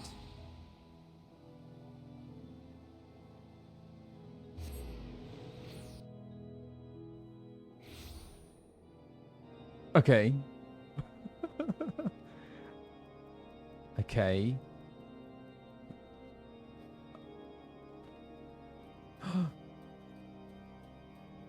Okay.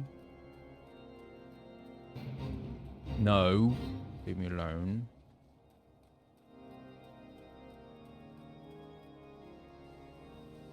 I'm half expecting to see Alphinaud here without his winter coat. Oh, leave me alone.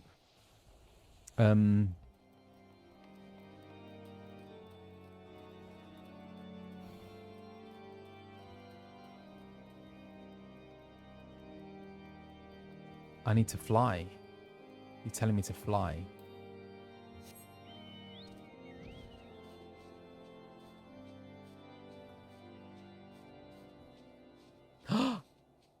Oh.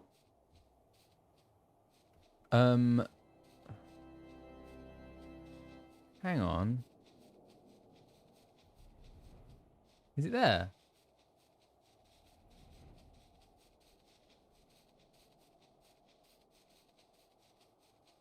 No, it's not there. I feel like it's a tower. I've got to go to a tower. Have I got to go to a tower? No? Ah. No. Is it not in there? No. Oh. No, it's not here. No. Sorry to disturb. Ah.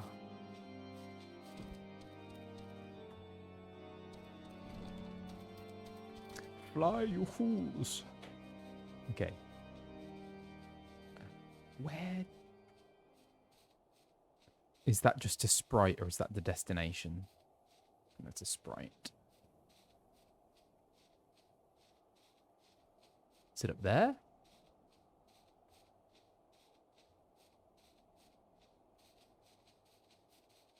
Feel like it might be here. Yeah, it's in the tower with the spiral staircase, isn't it? Oh, is it? Is it in here? No, not there. Oh, man.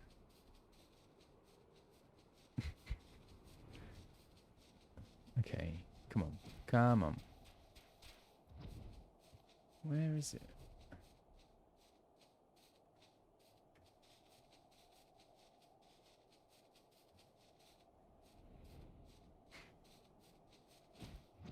Oh, I've lost my bearings now. Hang on, where are we?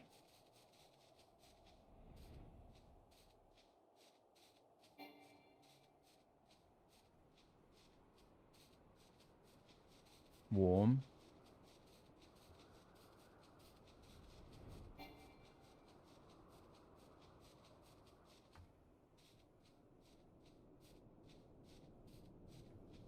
Warm. Is it this way? Cold.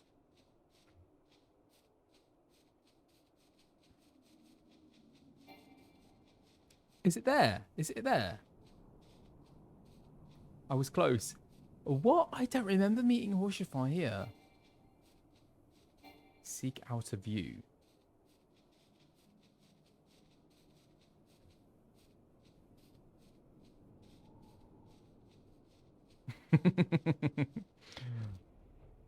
Outside of the tower.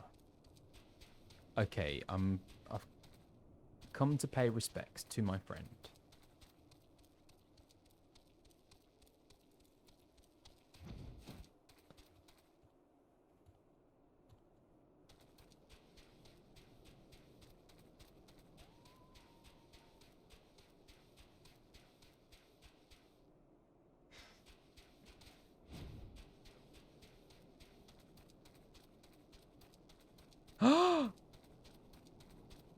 Ah, found it.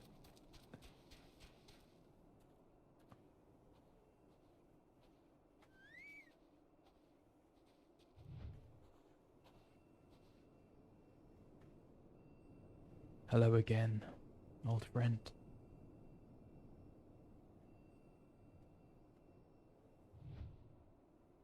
It's the shield.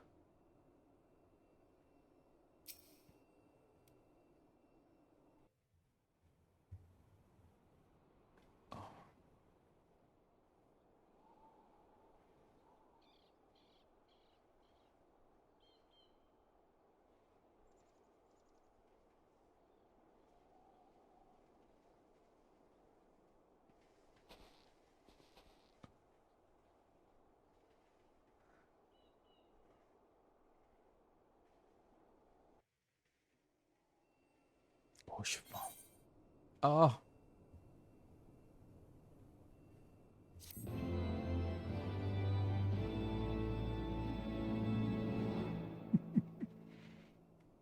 You have learned the emote, Orchefon. What does this mean?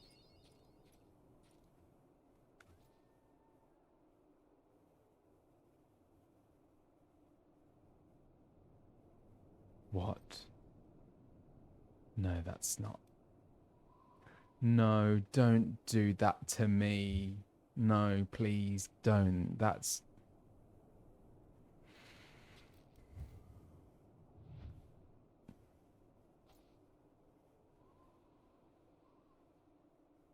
That is cruel.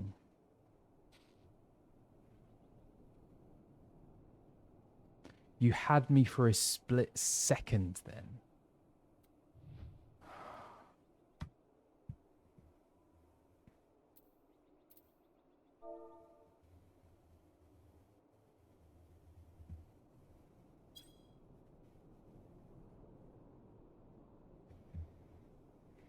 It's Thancred all over again, isn't it? Let me do that again.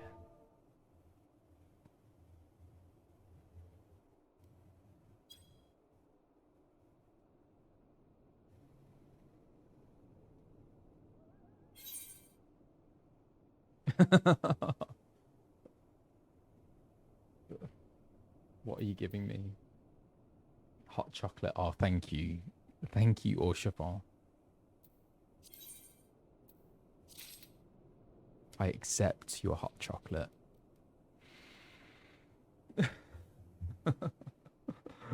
Oh.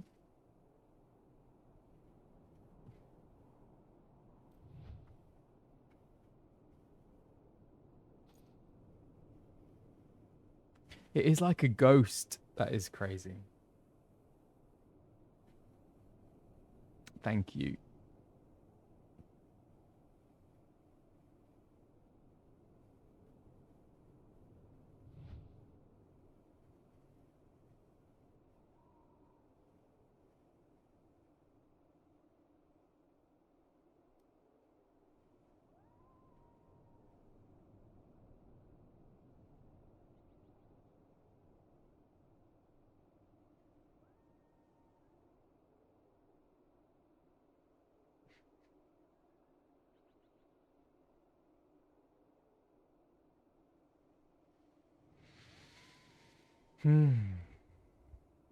Wow.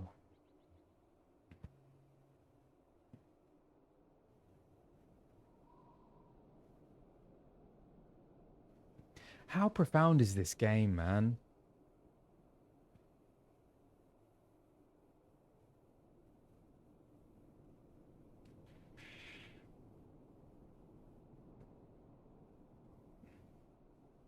That was so sad losing Orchefon. Who is Francel? Do I know Francel?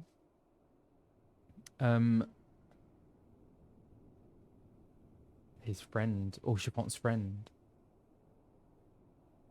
Oh, I see. Oh, that, of course. Yes, yes, yes. His patron.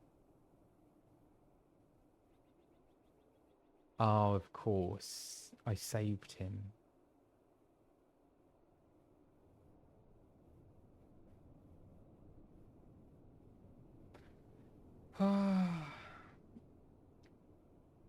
Folks.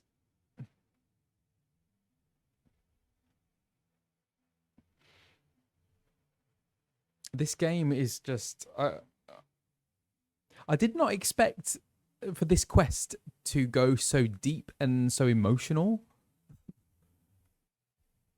Francel de Alinat.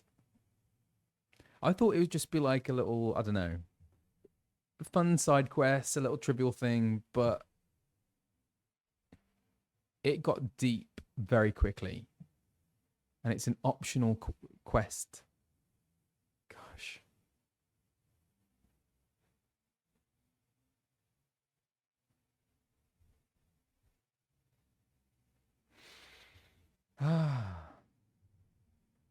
And the idea of not forgetting the past,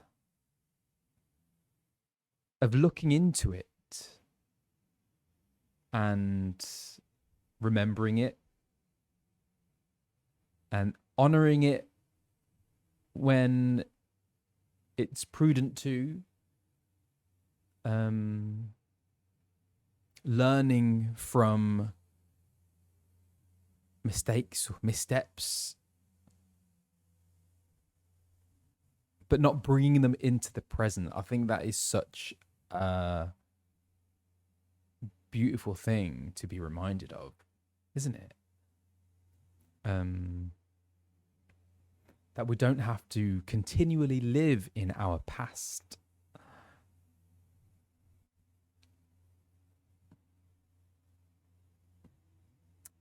yeah, that is wisdom. Yeah, I'm excited to see where this goes.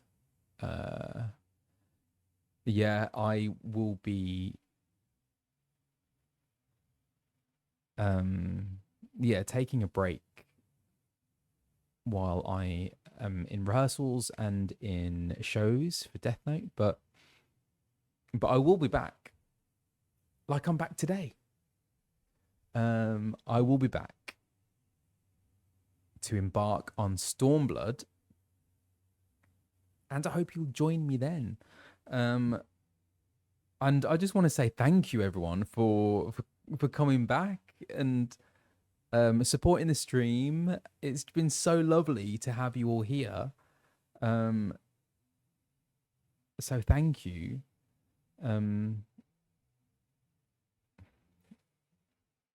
It's kind of like I never went away. And as ever, you are just so supportive and lovely and kind and funny. So thank you for that. Yeah.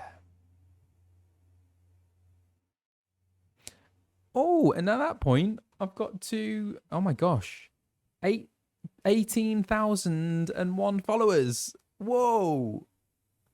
That is crazy. Thank you, everyone. Hey, I did say that we would watch the Evercold trailer. Should we watch that before I go? Oh, thank you, everyone. Okay. Let me see. I've got it lined up, so maybe we can do that.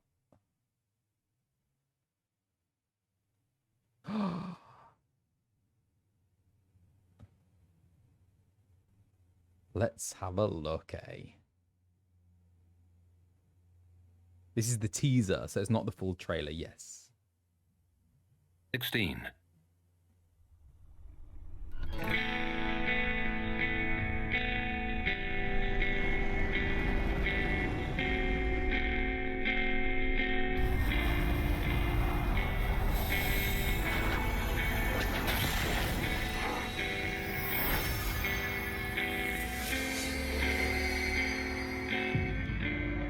Hold fast to what you must, and meet your fate without fear.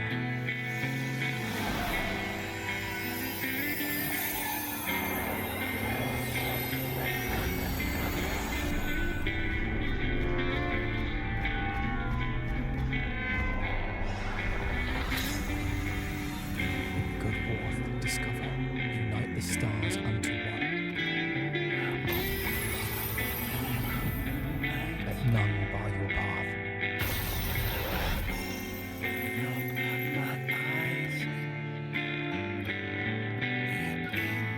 One more time? It's my favorite story. Oh, you know it better than me by now. But if you insist. Yes! All right, I'm ready. Tell me about the promised land. Long, long ago, in a time few yet recall, life prospered, for the world was rich in plenty. Majestic trees stood sentinel over lands without end. From towering peaks sprang rivers, flowing into and feeding great seas. And noble kingdoms flourished, wanting for naught.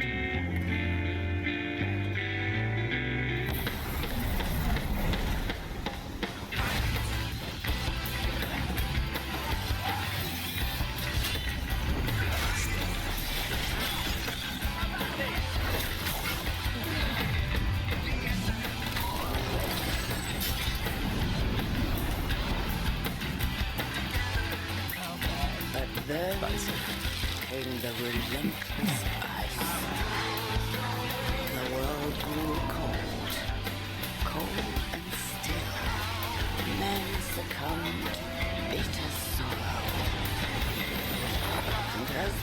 struggle to survive. They marched, and all was lost.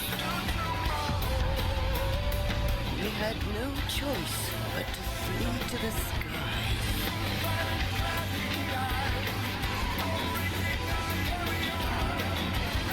Who is that?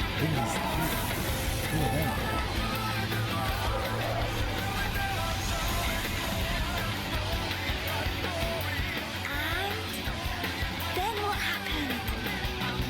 The land below became a frozen waste. But everything changed when they arrived. The traveler. The one from the sky. Aye, though in those days we knew them as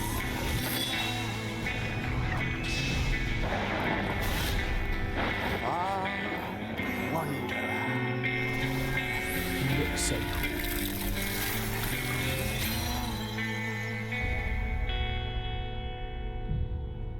January 2027.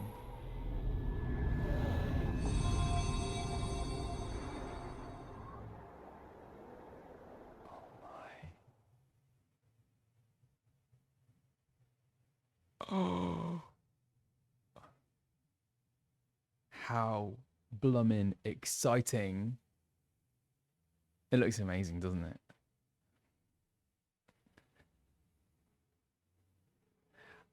When Alfie comes on, you can vaguely hear me say, "Have at you," or "Have at it." I think it's "Have at you."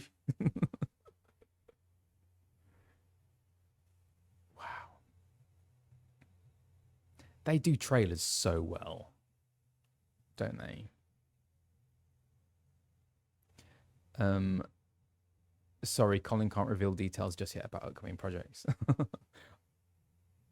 No comment. No comment. How about thee? Yeah. No comment other than it looks blummin' brilliant. Very excited for what is ahead. Yes. So all that's left to say is thank you everyone for joining me for this bonus stream. Really enjoyed having your company. Yeah, thank you for your support. And that's it for now. Yeah, so I will be away while I am working on Death Note. If you are in the UK, in London, I would love to see you there. If you're able to come and see the show, that would be amazing. If not, I will see you on stream once I'm back. I will keep you posted about when that will be. It won't be until after Death Note. But yeah, stay tuned and I will let you know when I'm back. So yes, thank you very much. And with that, I will say bye for now. Bye.